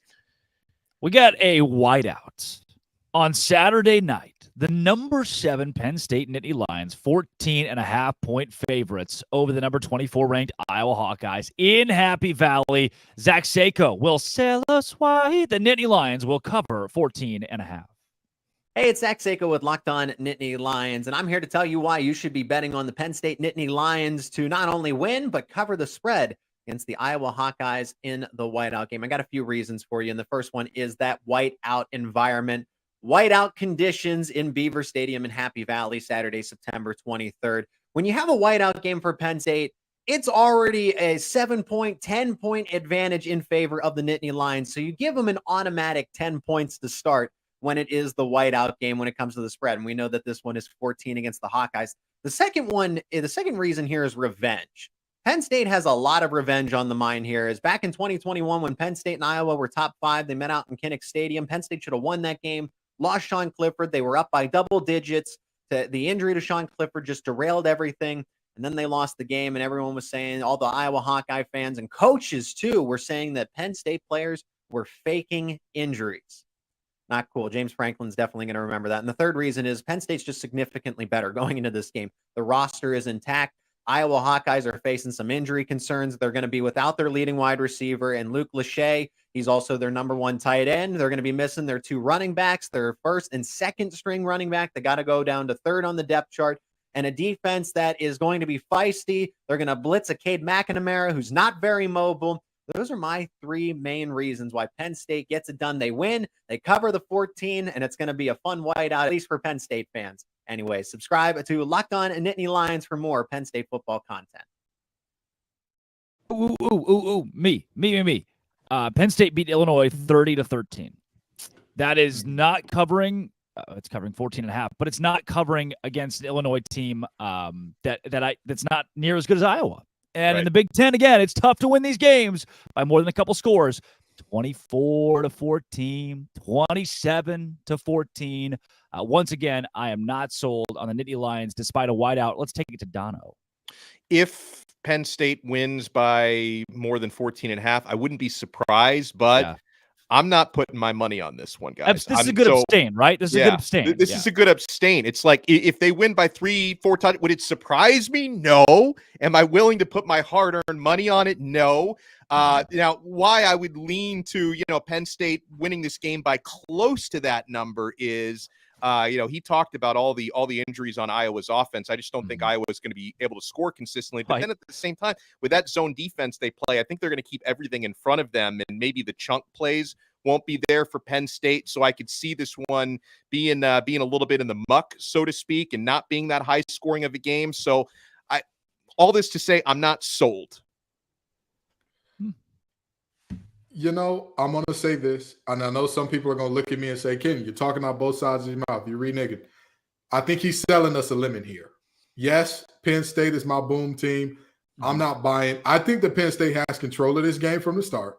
Yeah. I don't think that we ever think that Iowa is in it, but I'm not seeing covering a large spread here. I think that they, again, get control, maintain control, win the game handily to where nobody ever thinks that Iowa was really in it if you watch the game. But I think the scoreboard is going to say that this game was much closer than it actually was. I agree. Good abstain. Again, he's selling you a limit. He's selling you the Maserati with the Honda Accord engine in it. Don't do it. Don't buy it. This ain't a good bet. Hands off on this. Well, and you know what? I this is a situation where, and I know we'll talk a little bit more about betting later. I'm not betting this number, but if I do one of those like fun lottery ticket parlays, I'm definitely putting the Penn State, just the money line in there. Yeah. If I'm going to pick like 8 winners and try to get crazy odds, because Penn State's going to win the game. I just don't know if they're going to win by enough.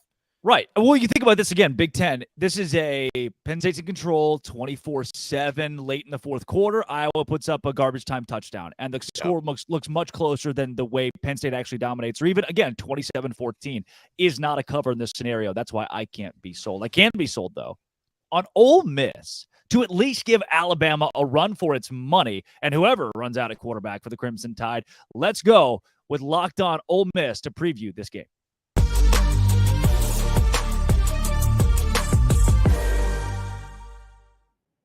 Stephen Willis, welcome to Locked On College Football Kickoff Live. Ole Miss, Alabama. Ole Miss about a score underdog in this game against a Bama team that has been, they are middling themselves the last few weeks. What do you make of this matchup? Can the Rebels win? I think if it's not going to happen now, when is it going to happen? If Lane Kiffin's ever going to beat Alabama and Nick Saban, this feels like the year, despite what Dono says. So we'll see exactly how that goes. Now, tell me this, Stephen. in terms of why you say this is the year for Lane Kiffin, we know about Alabama's struggles and them being down, but you still got to sell us on why Mississippi is up enough, why Ole Miss and Oxford are up enough to get it done against Nick Saban and his crew. Oh, the answer is Jackson Dart. Jackson Dart, I think, is a low-key person that over the next 2 weeks could play himself into getting to New York type competition. He's 6th in the SEC in rushing. He is putting the team on his shoulders and winning games. He's the reason they came back against Tulane and just kind of boat raced them in the fourth quarter. It was his job on the offense. Now, if you look at this also, Ole Miss has not had a tight end. They've been without Trey Harris, their number one option at wide receiver, and Zachary Franklin hasn't played a down. So without 3 of Ole Miss's key weapons, Ole Miss's scoring offense is sitting 4th in the country right now, and total offense is in the top 10. So if you only just assume that this offense is going to get a little bit better, there's a chance for this offense to do really, really special things. Now, against Alabama, it's going to be difficult. I was just messing with Dono and everything, talking about them being a boom team, but nobody would be surprised if a team full of 4- and 5-star players played like a team full of 4- and 5-star players. Yeah, that could happen any moment. Yeah, and even though I did predict a Bama bounce back performance, at the same time, there are few things in life I enjoy more than watching Nick Saban lose. It's just there's something special about that. So my heart is certainly with Ole Miss this weekend. But with that said, you mentioned going up against a team full of 4- and 5-star talents. Alabama clearly has weaknesses. We've seen those already exposed this year. But what of Alabama's strengths do you worry about most? Where do you see the toughest matchups? This is absolutely weird, but I'm worried about Jalen Milroe and the deep ball because if Ole Miss gives up explosive plays and Alabama can get this game into the 30s, Alabama's probably going to win this football game. If it's under 30, I think Ole Miss has the offense to pull this out in the end. Either way, it's going to be a coin flip type of game. It's going to be a 50-50 proposition up to that point. Ole Miss has given up explosive against Mercer, against Tulane, and they gave them up against Georgia Tech. If they give them up against Alabama, Ole Miss might lose this game. But if they can shore it up on the back end of the defense, and Pete Golding is returning to Alabama, Lane Kiffin wants to beat Lane Kiffin more than any other coach that he's ever gone against, so much that he's like quoting Taylor Swift lyrics to troll Alabama this week. It is a bizarre dynamic, but I think you're going to get the best of the Ole Miss football team. And Jackson Dart, low-key last year, Dallas Turner, they had that horrible face mask against him. He pushed his head in the ground. All of that stuff that actually got photographed and remembered, as soon as the Georgia Tech game was over, the first thing that Jackson Dart was talking about was playing Alabama. Wow. So that's something we should keep an eye on as well. Yeah, Stephen, the fact you already said that you're afraid of Milroe is not what I had on my bingo card here. The kid that can't throw a slant, who can lob a ball 50 yards on the money, certainly brings an interesting dynamic into this game as he starts again for Bama. Do you think, Stephen, though, this Ole Miss team, with a win on Saturday, then wins the SEC West that feels so wide open? I think they have a good shot. This is what I call a program game. And it doesn't necessarily matter that it's Alabama or they're down or anything like that. This is a game that it's time for Ole Miss to win this game. It's time for them to turn that corner. When coaches always talk about, hey, we are close to turning the corner. We are about to turn the corner. This is a corner game. So for Lane Kiffin and the Ole Miss Rebels to start being taken seriously and relevant on the national scheme and in the SEC conversation, Ole Miss has to win this game Saturday. Now, Stephen, you've had me on your show. We've talked Ole Miss and the explosives. We've talked Lane Kiffin and all the things. We've talked Lane Kiffin and how his name is always it used to be SEO fodder before Coach Prime came along. But I want to ask you one question before we get you out of here. Do you have your popcorn ready, brother? Oh, I am absolutely fired up about this. And Lane Kiffin's been in rare form this week, by the way. It's been very low-key because whenever Lane's talking, he's been talking about how Alabama is the best football team that's existed in the last 15 years. And Bryant Denny is the toughest place to play. And I think he said one of our players would be recruited by Alabama and all of that. But behind the scenes on Twitter, like I said, he's tweeting castles crumbling at Alabama. He's tweeting the score of the USF game at Alabama football. He is in rare form that way. And I think it's going to be really fun. And I do want to say this about Coach Prime. I do appreciate Deion coming into college football because Lane Kiffin was the coach that was rumored for every job that came open for years until Deion Sanders came into the league. And now Deion Sanders is coming up for everything. That's the first name that pops up. And I'm appreciative for the year off. Oh, I love it. SEO, man. Stephen Willis, you got to find a way to mix Deion in with Ole Miss and throw out a YouTube video somewhere in there. It's a great thing. Stephen, thanks for joining the show this week and selling us on this Ole Miss Alabama game. No problem, guys. Great show.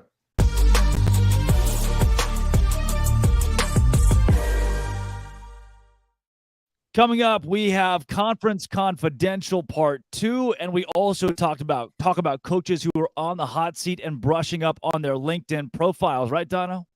Yeah, if you want to brush yours up, thankfully Billy Napier gets the week off. He's not LinkedIn Billy this week, but these days, every new potential hire can feel like a high-stakes wager for your small business. You want to be 100% certain that you have access to the best qualified candidates available, and that's why you need to check out LinkedIn Jobs. LinkedIn Jobs helps find the right people for your team faster and for free. You add your job and the purple hashtag hiring frame to your LinkedIn profile and spread that word that you're hiring. Simple tools like screening questions make it easy to focus on candidates with just the right skills and experience so you can quickly prioritize who you'd like to interview and hire. It's why small businesses rate LinkedIn Jobs #1 in delivering quality hires versus leading competitors. You've got to try it. LinkedIn Jobs helps you find the qualified candidates you want to talk to faster. So post your job for free at linkedin.com/lockedoncollege. That's linkedin.com/lockedoncollege to post your job for free. Terms and conditions apply.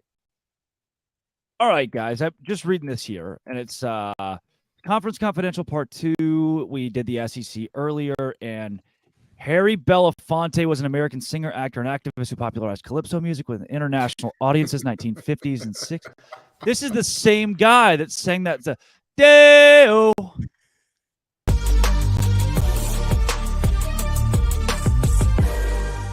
Deo. Wow, the Big 12 this week. Unbelievable slate of games compared to last week, and I have 3 big upsets. The biggest matchup to break down, BYU and Kansas this week. Kansas, a 10-point favorite against a team that just went on the road against an SEC squad and won in a top 10 attendance for that SEC team all time in a night game. BYU, the hot hand. Why would I not ride it? The Cougars get it done. An upset in Lawrence, Kansas. There's another big upset coming to town. It's the game that none of you will want to watch. I don't want to watch it. Which team wants to lose more? That's the one that will. Iowa State, Oklahoma State, 2 very bad football teams. Iowa State favored by 3.5, over under 35.5. If there is a local paint drying competition in your town, go to that instead. I have Oklahoma State upsetting the Cyclones as 3.5-point dogs this week at Jack Trice. And another big matchup to break down. There are a lot of them, by the way, so I can only pick a couple. I am confident. Oklahoma, the number 16 team in America, loses on the road to Cincinnati. OU does this. They win in the non-conference, then they play a team that should absolutely blow out of the water. They go on the road, they overlook them, and they lose. Remember, OU sub 500 last season. One of the biggest upsets that I have picked all season long. Oklahoma loses to Cincinnati on Saturday as 14-point favorites on the road.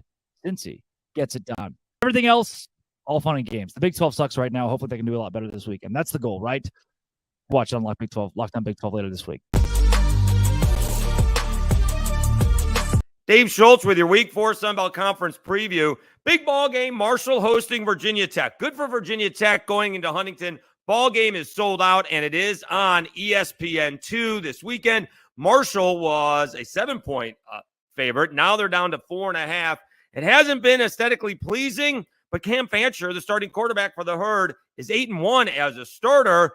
They were actually off last week. They've started the season out 2-0. Troy is hosting Western Kentucky. That also on national TV. That's on ESPNU. Trojans got TJ Jackson back. That may have helped them defensively against JMU, but they got Western Kentucky coming in, and Austin Reed can sling it around the field. Troy better be ready for the Hilltoppers. And then later on in the evening, you got App State heading out to Wyoming. The Cowboys gave Texas all they could handle for 3 quarters before wilting under the Longhorns. Really good football team. App State looking to start out the season 3-1. Be sure to head over to Lockdown Sunbelt for the full recap of the Georgia State Coastal Carolina ball game. Once again, I'm Dave Schultz with your Week 4 Sunbelt preview. Enjoy the football, everybody. I'm Darian Gray, a.k.a. the Mouth of the South, and host of Locked on HBCU, and conference play begins for the SWAC this week. Now, the conference is divided into 2 divisions, the East and the West, so it's only right that I give you a matchup from each of these sides of the conference to look out for this week. And they're very important. You have Prairie View versus Alcorn State. And to me, this is a matchup that on the West side will really decide, hey, who's going to be the team that comes out of this and plays in a championship game? It might not be either one of those teams at the end of the year, but with the way the West looks, this is the type of matchup that will be heavily impactful in potential tiebreakers, which is something that it really did come down to in 2022. Now, meanwhile, on the East side, you're looking at FAMU, who this is their division to lose. FAMU looks like the top dog, not only in the East, but really in the whole conference and maybe the best HBCU on the FCS level. But they are going against one of the teams that I would consider legitimate competition, and that's Alabama State. Now, the Hornets don't have a great offense, but they do have an elite level defense, and an elite level defense can keep you in any game. If FAMU wants to really distance themselves and feel a little bit more comfort going throughout the rest of the season, and I know it's early, but if they want to feel that comfort, they need to defeat Alabama State. Losing this game will make things much harder for them, and it'll be a big feather in the cap of Alabama State and probably the biggest win for Eddie Robinson in his 2-year career as far as a coaching tenure. But I got FAMU coming out of this. Now, as far as Alcorn versus Prairie View, that's anybody's game. It's still early, and both of those teams have some big question marks, and this game will be one of the times when we have those questions answered.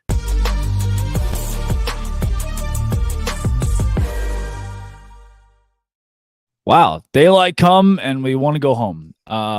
Drake Toll, Kenton Gibbs, Alex Dono, Lockdown College Football Kickoff Live. That was Conference Confidential. One of the things that I heard from the super good-looking Big 12 guy is that Cincinnati's going to upset Oklahoma.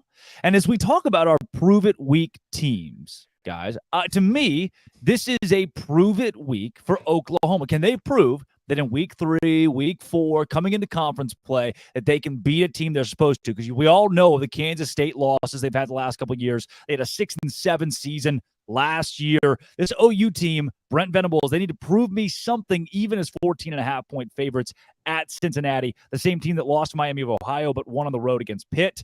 Cincy, Oklahoma is a game that I have my eye on, and I do think Cincinnati pulls that one out. Who needs to prove something to you this week, Kenton Gibbs? I mean, I agree 1,000% with you, and I hate to piggyback off you, but number one, I've got some inside sources that tell me that the Big 12 guy, he's wearing a toupee. The hair isn't really his. You know, I heard this was it's 3 funny, ball Kenton, guys. he hasn't gotten a haircut in weeks. It looks the exact same every time, and I don't understand it. I'm just telling you, it's fake. It don't grow, baby. It don't come out his head. That's why. But that's neither here nor there. That's neither here nor there. What we do need to talk about is I 1,000% agree. I just beat the table and said that the Sooners were one of my boom teams. Well, Boomer Sooner, time to show up, baby. Time to do your thing, because if they don't show up in this game, if they win this game by even a field goal, now there are questions. Now there's, are you this good? Because we saw you struggling against SMU. SMU now is technically a Power 5 team, thanks to some finagling and some haggling with the ACC and all that good stuff. Thanks to some money that we don't know where it came from, but they raised a couple $100 million over. I wish I could raise a couple $100 million that quick. Just give me $8 million. Just give me $8 million. I'll be all right. But in all seriousness, Oklahoma has to prove something to the nation. And honestly, they got to prove something to themselves, because everybody said Lincoln Riley left and he took all the music with him. That was the day the music died, friends. Well, guess what? It's time to prove to us that the band is still playing down there in Norman. Dono, prove it to me. I'm going to go a little farther off the beaten path, because so many of these teams in big Georgia games State talked about it. Not quite. But I'm going to go with North Carolina. They are heavily favored in a tough place to play. They're on the road at Pittsburgh, and I know Pittsburgh is off to a worse start than anyone expected at 1-2 on the year. But North Carolina, to me, at number 17 in the country, undefeated, covering a 7.5-point line. It's not going to be a cakewalk for them, favored over a touchdown up there in Pittsburgh. And, they have to show us that they can play consistently well if they're going to try to climb inside that top 15 after this week. And, they had a little bit of a rocky game against Appalachian State. As Drake mentioned, they give every Power 5 every year trouble, but some people were a little bit down on North Carolina after that. I think they have an opportunity if they can win comfortably on the road against Pittsburgh, because any ACC fan knows that's not an easy place to win. North Carolina can really prove us that they belong in the top 15 this week. Guys, one of the teams that I still think needs to prove it, and I'm sure you won't disagree, that'd be the Georgia Bulldogs. You think, right? This has got to be the week they play a good team. This has got to be the week they have a big matchup, because they've been double-digit favorites, 20-plus favorites every week, even against South Carolina. And they struggle against the Gamecocks. They obviously beat the brakes off of Ball State and UT Martin. And this week, they get the mighty UAB Blazers. That's that SEC schedule for you. Georgia has not played a prove-it game yet. And at this point, what do you need to see, Kenton, from the Bulldogs moving forward? Because they get Auburn in a couple weeks, Kentucky, Vanderbilt. I mean, this schedule up and down is one of the easiest in the country, especially for an SEC squad. Well, in the words of a light-skinned young man with cornrows from Canada, I need to see domination, badness, combination. I need to see all of those things from Georgia. I need to see nobody come close. I talked about this with Notre Dame in terms of if they lost to Ohio State this week, if they went forward and dominated, they'd be just fine. With Georgia, you're looking for a team that has to dominate. They cannot have – Georgia's prove it is not one game. They have an entire season. They've got to prove it every single week, because all of the teams that we thought were going to be good on their schedule, Joe Milton, Bazooka Joe, it is a bazooka, but guess what? Bazookas have a large explosion radius, meaning you don't have to hit your target directly. Just get in the area. And unfortunately, close don't count in football. So, Bazooka Joe is a very fitting nickname there. But in all seriousness, this Georgia team has to show up and show out every single week. They can't take a week off and all of a sudden UAB sneak up on them and surprise them, because let's just say that was to happen, right? Let's just say that is to happen. They lose to maybe one or two of these teams that are, mid at best. Do they get into the playoffs? We haven't seen a two-loss team get in the playoff yet. So why would Georgia be the exception? No. So Dono, let's go through the next couple of games for them. So UAB, obviously a win. At Auburn, they'll be double-digit favorites. They'll win that game. Kentucky at home, double-digit favorites. They win that game. Vanderbilt on the road, double-digit favorites. Not till you get to that game against Florida do they really get what some would call a test. Florida got jacked by Utah. Then Missouri at home, double-digit favorites. Then Ole Miss at home. That's when things might get interesting. You already mentioned how Tennessee and the end of the year with Georgia Tech are both games that are disappointments. There is maybe one game on that schedule where Georgia's not favored by multiple scores. Dono, I just don't – this schedule's not preparing them for this schedule should not keep them from Atlanta, and it certainly shouldn't keep them out of the college football playoff. This is Bush League. Yeah, I mean, Georgia's been so bored. I don't know why their players are always in a hurry to get everywhere. They're racking up all these speeding tickets. I think that's the big thing. They have to show us they can honor the speeding limits. No, guys, Dono, no. Georgia, they haven't been challenged to this point. We don't know if Carson Beck is a big-time quarterback yet. There's so much we need to see from this team. This man said the Athens Police Department is the only team that can beat Georgia at this point.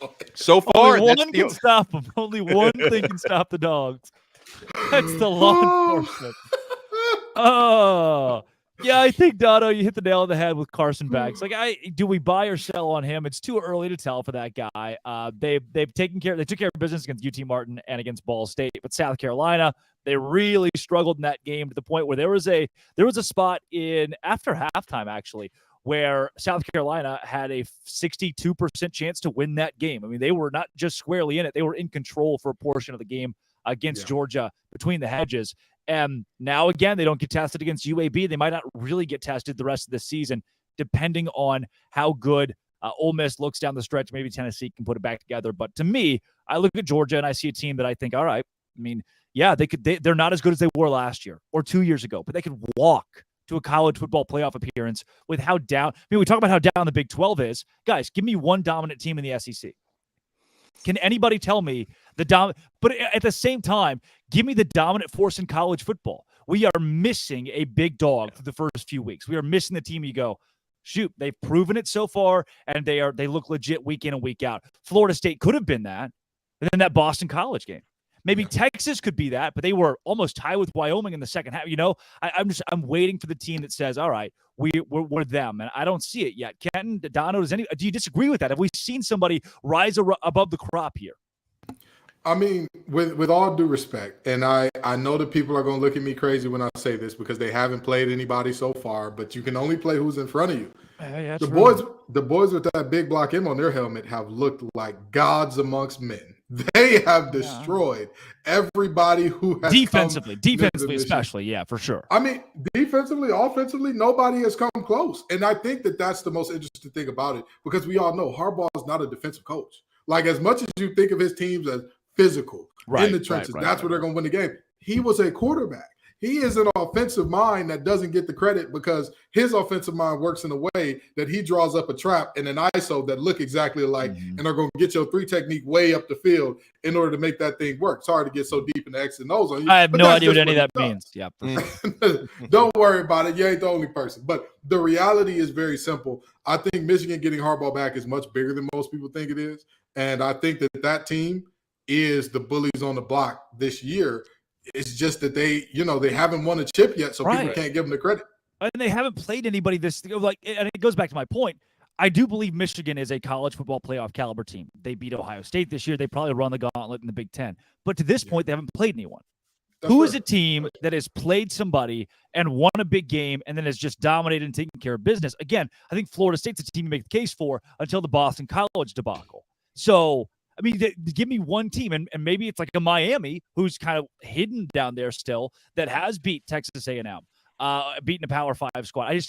Dono, I don't know yet who is going to be. Like, if I had to pick a national champion today. Maybe Michigan today. Yeah, I think today it might have to be. But again, what have they shown me this season against legitimate competition? They will. They haven't yet. I think it's made these first 3+ weeks a lot more fun, right? Because so many years we go into it knowing like, hey, a lot of years you can predict your top 4 before the Alabama, season even starts. Clemson, Ohio State. But this year it's like good luck. And I also think it's, and obviously, the super conferences haven't been consummated yet, but with all this talk about conference realignment and super conferences, it's great to see like that the SEC hasn't been looking that great so far. But it's just interesting, right? For the college football storylines, and the ACC has looked a lot better than expected, and a lot of folks think they're kind of being left behind in the super conference race. So I'll enjoy it while I can, because are we going to be having the same conversation 4 or 5 weeks from now? Probably not. I think we're going to have a better idea who the superpowers are. But for right now, I'm enjoying it. What if we see a Florida State, Penn State, Utah, and Texas college football playoff? All 4 of those teams are squarely in the conversation right now and have the schedules to do it. If Georgia slips against 2 teams, they already have a bad schedule. They're out. Bama already, it looks not good. I don't see anybody in the West going to the college football playoff. Georgia's the only playoff team in the SEC right now. And if they slip up somewhere, it's got to be somebody else who hasn't been a perennial. Clemson's down. Ohio State, to me, is down. We could see 4 teams who are not used to being in this position being in the playoff at the end of the year. Penn State leading the way, like you mentioned, Kenton. Obviously, Michigan right there as well. But there's a legitimate chance to get some new names, some new bloods in the new era of college football competing for a national championship, which I think would be great for the game. Kenton, I see you're chomping at the bit with something here. Wouldn't that be so zany for the last year or 4? Wouldn't that be? I remember when the playoff first started and everybody said, look at the FCS playoff. It's North Dakota State every year. That's who wins it every year. If you do it in the Power 5, you'll get the same thing. Bama every year. Bama, Bama, Bama.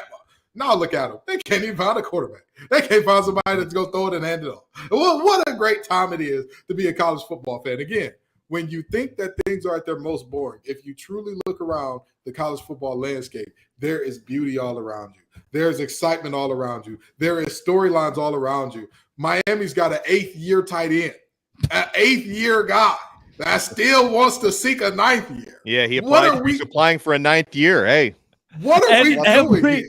Every damn punter in college football is like 32 and from Australia. Everywhere, like it's not even rare anymore. They're all that way. And let me tell you something. We got more Aussie punters than anybody could have ever imagined. A rugby game doesn't see as many Australians punting that thing as we've got in college football now. But it's the nature of the beast. It's fun. It's exciting. Look at how many matchups we're getting. Where quarterbacks are going to their old teams. You've got Brennan Armstrong headed to Virginia tonight. You've got Phil Dracovic, who I believe Pitt plays Boston College this year. I could be wrong there. But you've got multiple quarterbacks. Cade McNamara in Michigan. You've got multiple quarterbacks that are going back to their old spot thanks to how the transfer portal works out. You've got DJU up there in Oregon State. Was he not the problem or what? It's so many great storylines. And so if you want to ignore that because there is not a top dog, you're missing out. The loss is all yours, brother, because there's a lot of great football going on right now. And we haven't even – there are more viewers than ever. Deion is certainly a big part to thank for that. And again, Kenton, you missed one that's huge. For Washington State and Oregon State, they're playing for the Pac-12 championship, the Pac-2 championship this weekend right now. And so that's added a different filament to this as well, where we see a new era of college football that is yet to begin. We know it's coming, but it's yet to begin with. It's our last year of seeing the game as it has been for the last couple of decades.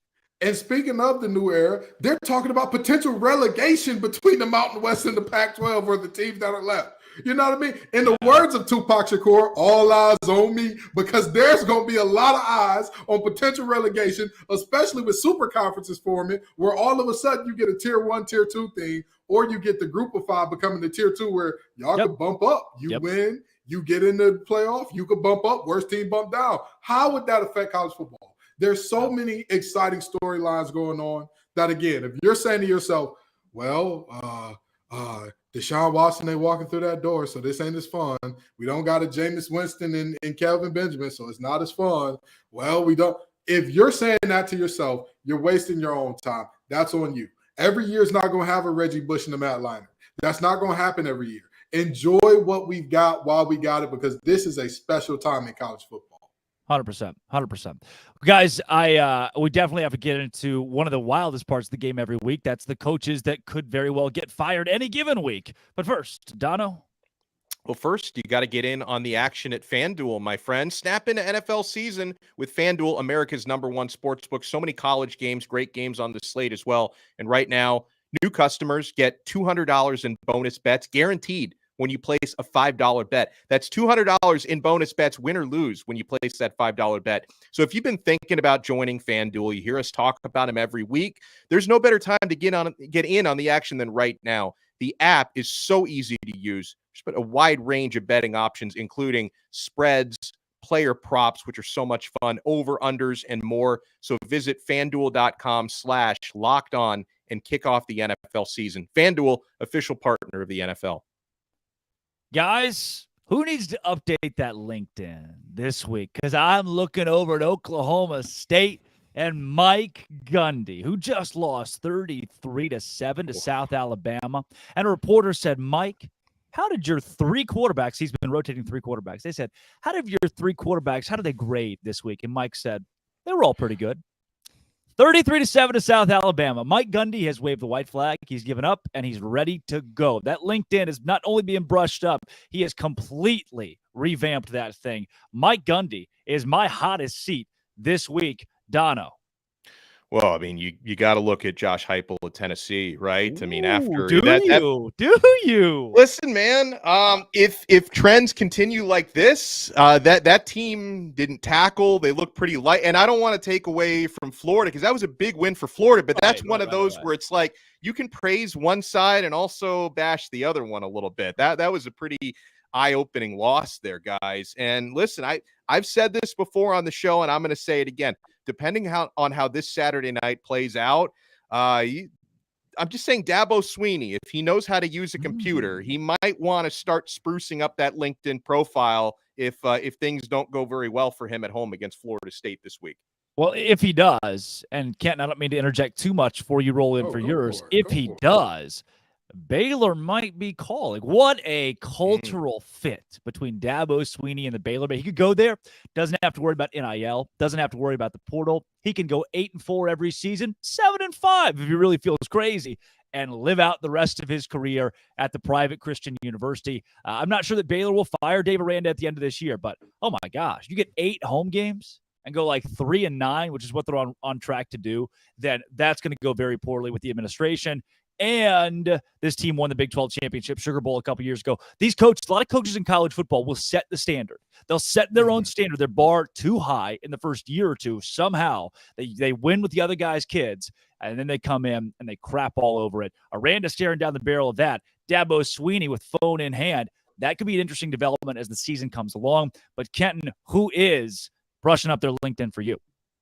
Oh, it's got to be Jeff Hafley. I know that, out there in Boston College, that man, he's calling Ohio State right now. Hey, Ryan Day. Hey, big head. You got an opening on your staff. But the problem is there's another guy whose seat is getting a little warm, potentially hot.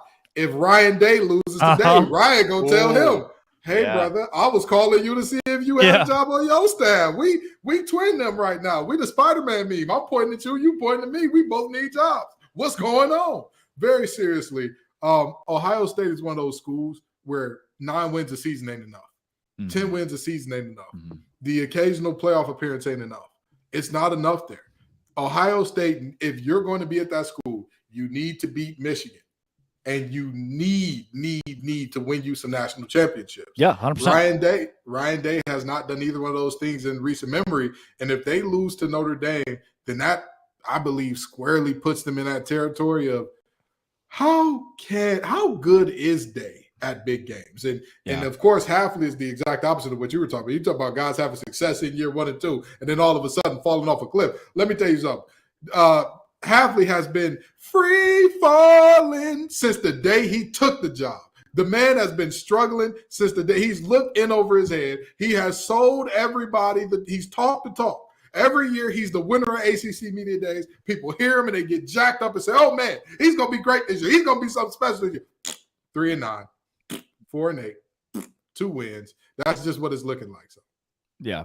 I mean, and there are free falling coaches like Jimbo Fisher who had it was a good year. He had a Final Four finish, I think, in the COVID year that everybody's kind of thrown away.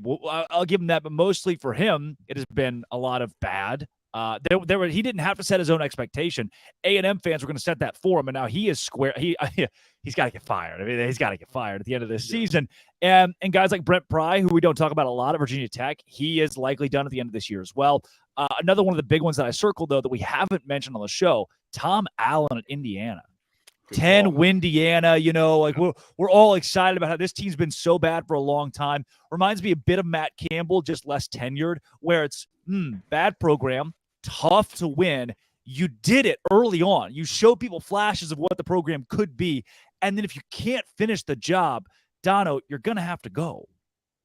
Yeah, no, it's tough. And I'm glad that, you guys brought up a couple of others like Hafley. It's like at the same time, I don't know what the expectations really are there with the way things have been going at Boston College. But then at the same time, it's like all those boneheaded penalties at some point that reflects on coaching. And like if they'd committed a few less penalties, they might have just upset Florida State last week. It's like the state of things there. So it's crazy. Yeah. Ken, are you still firing Butch Jones? Because last week we really went after the man.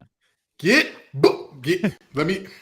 I'm trying to be civil about this. I don't want us to lose our clean rating. Butch Jones, don't fill out a LinkedIn. Don't update your LinkedIn. Oh, no. Go retire, brother. Go retire. You have made your money. You have done this for a while. You have done this at some huge programs. You have signed yourself some major contracts. Your kids don't have to work if they don't want to. Go be a great dad. Be a family man. Be a family man, okay? This ain't you. This ain't you no more, Butch. You don't have it in you. You don't have the stuff. I'm sorry, Butch. It's over. It's done. It's done. People talk about what is the standard at different programs. Arkansas State has perennially been at least middle of the road, if not better, as a group of 5 team. and you got there and getting blown out so bad you're crying on the sideline, brother. I'm all for supporting people's mental health. I'm all for understanding these athletes and coaches as whole human beings. And sometimes what a whole human being needs is time off from their job.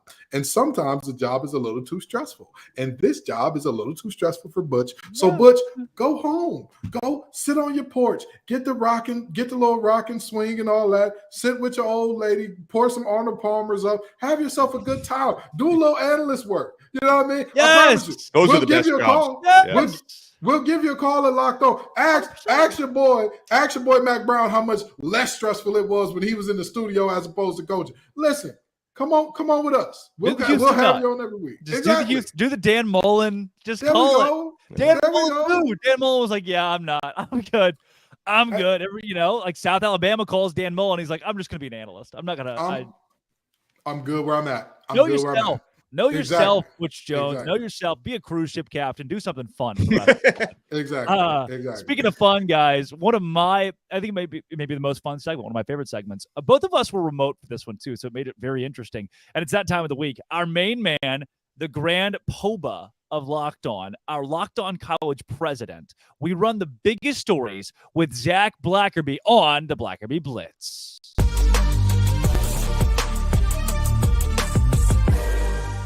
Donde SL Blackerby Blitz. It's right here on Locked On College Football Kickoff Live. Zach, let's go through the biggest headlines in college football this week. Oh no, guy makes big hit on the sidelines. Travis Hunter takes a cheap shot. He had a lacerated something, and Deion said, "Don't try to kill a guy." What do you make of this whole deal?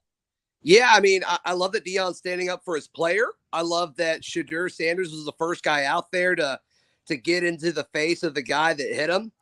I mean, as a coach, you got to make sure your guys don't do that. I mean, I know that was a very emotional game, and both sides made it super personal, which I love. It was incredible, and people bought every second of it. The highest viewership of a college football game so far this year. Freaking Colorado State. It's wild. At midnight, yeah. Yeah. I mean, so the passion's there, but as a coach, you've got to make sure your players don't do like stuff that can actually hurt people. Like I get doing whatever it takes to win the game. But man, Travis Hunter's a big part of what this team does. So I'm really, really interested to see how it moves forward. But as far as the hit itself, there's no place for that. It doesn't belong in this game. It used to be here. 20, 30 years ago, you could probably get away with that. Old school football. Today, for the better, we have taken that out of the college game. Sure. Zach, Nick Saban, as I'm sure you are very upset about, took odd shots from Lane Kiffin that weren't supposed to be shots, where Lane said, "Hey, he demoted his defensive coordinator. Just, you guys didn't know that." What did you make of the whole Kevin Steele, who a lot of Auburn fans know, this whole Kevin Steele deal? Yeah, Kevin Steele, I think, was a good defensive coordinator at Auburn. I think he was a good defensive coordinator when Auburn hired him away from LSU. There was excitement throughout the program. I'm surprised Kevin Steele's not working out at Alabama, because the main thing he did at Auburn was he said, "Okay, we're going to play base, and we're just going to be better than you." And if he could do that at Auburn, I feel like you should definitely be able to do that at Alabama, where the corners are consistently better, when you have better pass rushers and linebackers that can cover so much ground. I don't think he's a great scheme guy, but I think he's a great motivator, and he's a really good recruiter. That's why it worked at Auburn. So I'm a little surprised it's not working at Alabama, but also Nick Saban's under more pressure now than he's been in a hot minute. And that's saying something with the amount of pressure that he's built up at Alabama. So I guess I'm not super surprised, but I did think it was a home run hire when they added Kevin Steele this offseason. Pretty odd that it took an opposing head coach to alert the media that a guy had been demoted on Saban's staff. Don't see that every day. Zach, relegation is a new fun word we've learned this week in college football, about how maybe Cal and Stanford, the ACC, and then sometimes the AAC, and then I don't know. There's a lot going on with it. I think the Big 12 should be relegated to the FCS. We call it a day. I don't know about that. I mean, relegation's a fun topic until you get into the details of it. Mm-hmm. And when you get into the details of it, it's like, there's no way this can work. There's no way that unless every D1 school gets together and creates an organization separate from the NCAA for football, it can't happen. And we all know that's not going to happen. No, it's not. Relegation would be it works for the Europeans and their soccer deal, but not for. But it's set up for that. They 100%. built it with that in mind. I don't think you can do that with something that's already created. Couldn't schedule for it. You can't. You can't schedule a year. 6 months in advance. There's no way to do it. Do want to give a big shout out to the Dartmouth family, Buddy Tevens family, legendary college football coach, winningest all time at Dartmouth, multiple Ivy League championships, who passed away after a bike accident. So heart goes out there here on the Black Review Blitz. Zach, and in other big headlines across college football. This is the big one. Auburn and A&M. Who wants to lose this week more? Yeah, hopefully A&M wants to lose more as I cover Auburn. But no, we're going to learn a lot about the SEC West. I mean, the SEC West traditionally is the best division in college football, and with Alabama and Ole Miss playing, and Auburn and Texas A&M playing, we're going to learn a lot about the division that's not the best division of football this year. I don't think. I mean, it could be proven wrong over the course of the year, but yeah, I mean, this game, it's about, I think both Hugh Freeze and Jimbo Fisher, they have pressure on them in different ways, right? Hugh Freeze wants to say, okay, I made it back to the SEC after being in the wasteland that was Liberty for so long. And Jimbo Fisher wants to stay here, right? Jimbo Fisher's got the moniker of being maybe the most overrated, definitely the most overpaid coach in college football. And he's got an incredibly talented roster that's not that good of a football team. Are they better than Auburn? I don't know. We get to learn that on Saturday, but it's going to be fun. I think there's a lot of storylines about this game that impact a lot of things. Because look, if Jimbo Fisher and Texas A&M lose to Auburn on Saturday, there's no way he survives this year. There's no way. That's Zach Blackerby, the Black Review Blitz. Zach, thanks for joining every week. Hey, love you a long time, buddy. I love you too. A lot.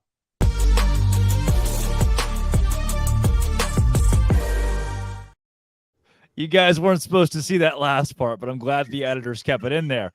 Long time is crazy. That's crazy work. That is just insane. That was the most enjoyable part. I love the Blackerby Blitz, but the love fest at the end, man, that's what keeps me going. True love. He's a good boss. My innocent eyes cannot see that again in good faith. But proceed, Drake. Proceed. Dono. Okay, we're talking DoorDash, I guess. I'm so happy that we've partnered with. You know what? I have a love fest with DoorDash. If you love the convenience of getting what you want right to your door, with DoorDash grocery delivery, you can stock up for the week or order last-minute cravings conveniently. That's usually my go-to. You've trusted DoorDash to deliver your restaurant favorites, and now you can also get. We're not supposed to be a DoorDash. I don't even know what we're doing here, but I want to talk about DoorDash anyway. You can find the best in your neighborhood and support your local economy with each and every order you make. Get 50% off your first DoorDash order up to a $20 value when you use code LOCKEDONCOLLEGE at checkout. Limited time offer, terms apply. That's 50% off up to $20, no minimum subtotal, and zero delivery fees on your first order when you download the DoorDash app in the App Store and enter code LOCKEDONCOLLEGE. Don't forget, that's code LOCKEDONCOLLEGE for 50% off your first order with DoorDash. Oh, nicely done, guys. We've hijacked the show today. The editor is going to be so happy in post. Look, as long as we're all having fun, right? We're getting fired. In the words of Beyonce, get a light, somebody get fired. It's nice working with you guys. I've enjoyed it. Let's at least... For the producers, it's personal. This is personal for them. It's been an honor playing with you, gentlemen. Oh, guys, this week we don't have locked on bets because here's what happened. They won. They finally won a bet on our show, and they hung it up. They know when to leave the blackjack table. You got to know when to hold them, know when to fold them, and they have folded this week. Though I hear they were very high on Georgia State last night. Those guys were. And they covered, right? They did cover the blocked out. They got that one right. Too bad it wasn't on the show for them to count. But we will give ours here, our best bets of this week. Dono, give me your A1. What is your level 18 lock on College Football Kickoff Live? Oh, I try to dig deep for these guys, and one of the big things that I look for as someone who not only enjoys playing the spreads, I like to check weather reports. Okay, now this one was an obvious one for me because I cover Miami. Miami's going to be playing tomorrow afternoon in Philadelphia at the Link against Temple.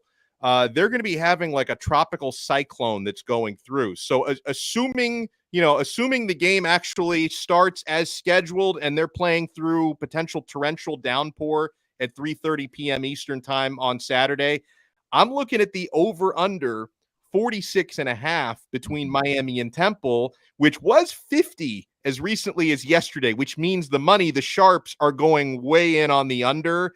I'm still comfortable taking under 46.5 just based on how the weather's going to be, because that's going to affect yards after catch for both teams. That may affect catching footballs. It's going to be a run-heavy day, I would imagine. And with those new clock rules, that's just going to give less time to score more points. So I'm going to go under 46.5 Miami and Temple. The real KG, what say you?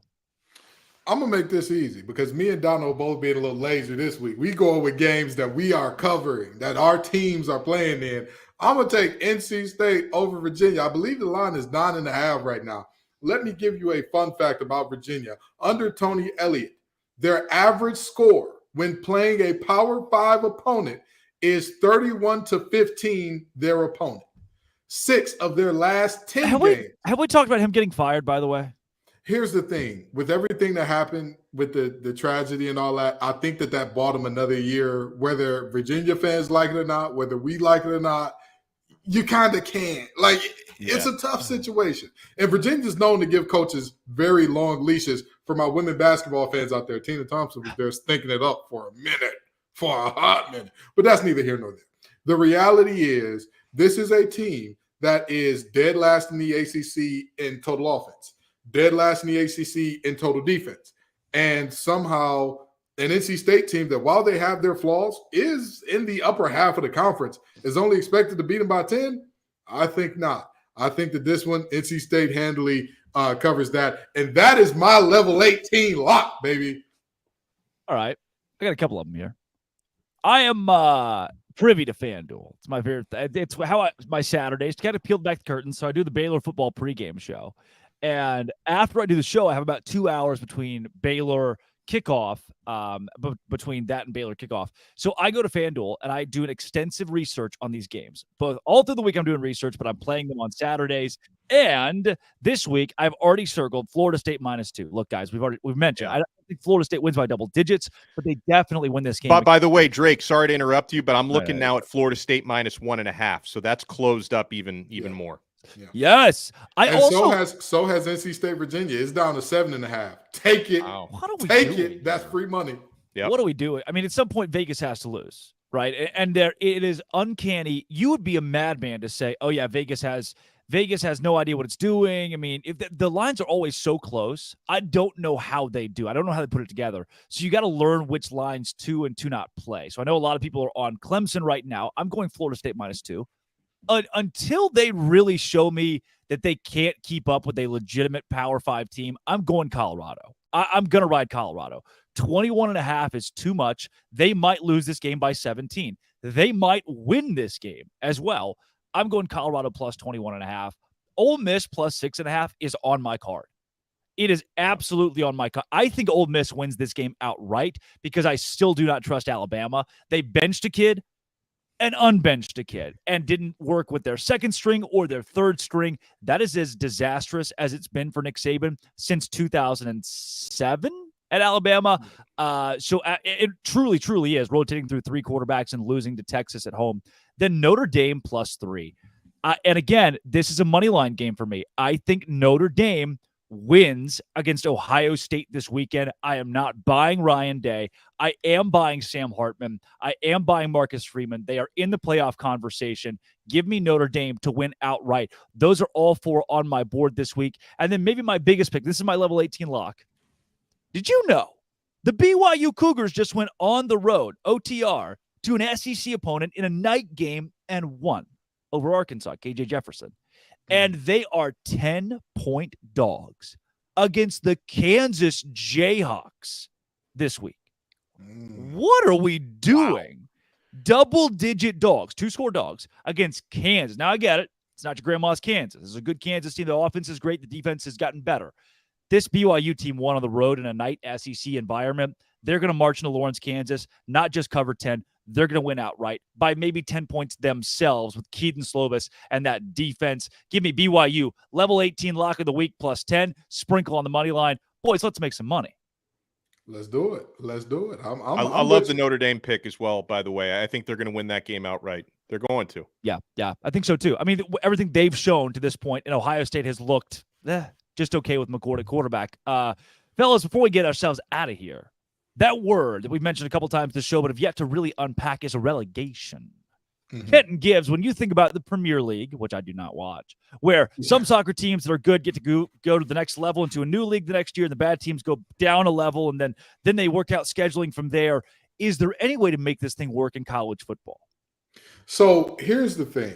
I think that this would take a massive effort by multiple teams and parties to make this happen. However, it's the Mountain West and the Pac-12's only hope for national relevance. Yeah. The teams that are still there, it's your sole hope.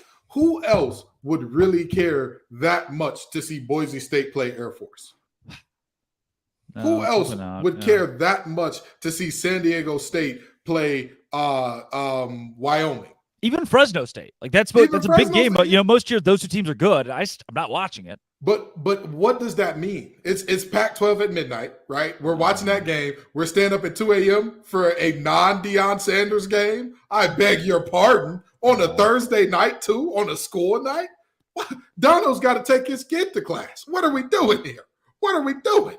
So with that being said, I don't think that like in a normal circumstance, it's easy to work that out. However, if that's your only draw and play at like, this is our last clean hope. We've seen what these conferences will do when they get desperate.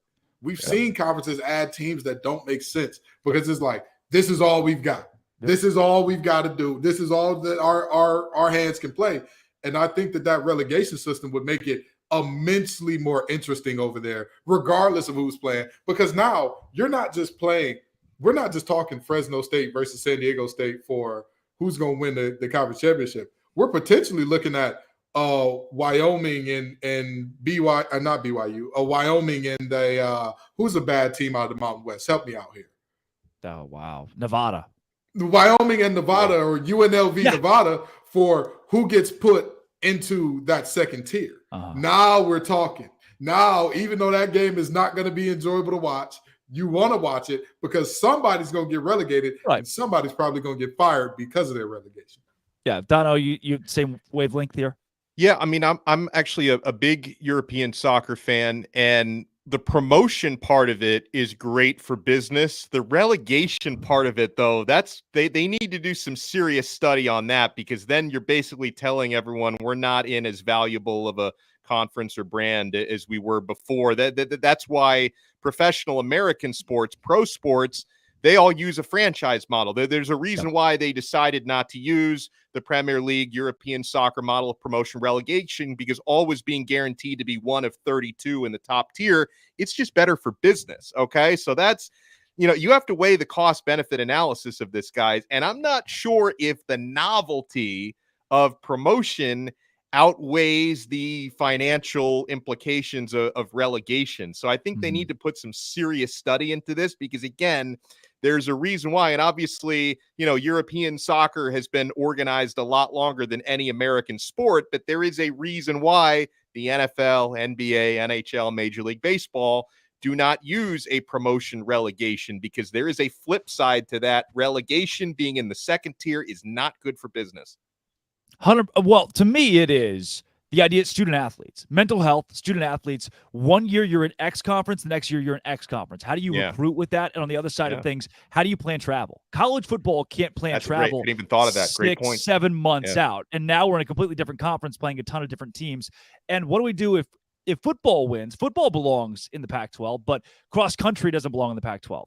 Do we only scale relegation on football? How do we have that? How do we open that conversation? So there are too many ins and outs of this, from a recruiting standpoint to mental health and athletes and travel, and affording travel, being able to pay for it, because Wyoming can't pay what Washington State can pay to travel in a relegation system. There's not enough time in a relegation system to build scheduling. It is impossible to do in college football. We will never see it in college athletics. Guys, we're running out of time here, though. I do want to get your one big take for this weekend. Kenton, give me one sentence, one take, 30 seconds. What's going to happen? Notre Dame proves who they are this week, one way or the other. We find out exactly who Notre Dame is this weekend. Boom. Dono. Clemson shows us they are no longer the Clemson of the past 10 years. Hate to see Florida State win, but they're going to do it this week comfortably. Cincinnati. Those Skyline Chili boys at home, 14.5-point dogs against Oklahoma, a team that was below 500 last year since he went to a college football playoff, coming against a loss to Miami of Ohio. Of course, they're supposed to lose by a whole lot, but they don't. Instead, they win it outright because Oklahoma is fraudulent, as they have been the last couple of years in their first game of conference play. Cincinnati on top. Locked On College Football Kickoff live on top. Drake Toll, Kenton Gibbs, Alex Dono. Thanks for making us your lunchtime listen every single Friday on Locked On College Football Kickoff live.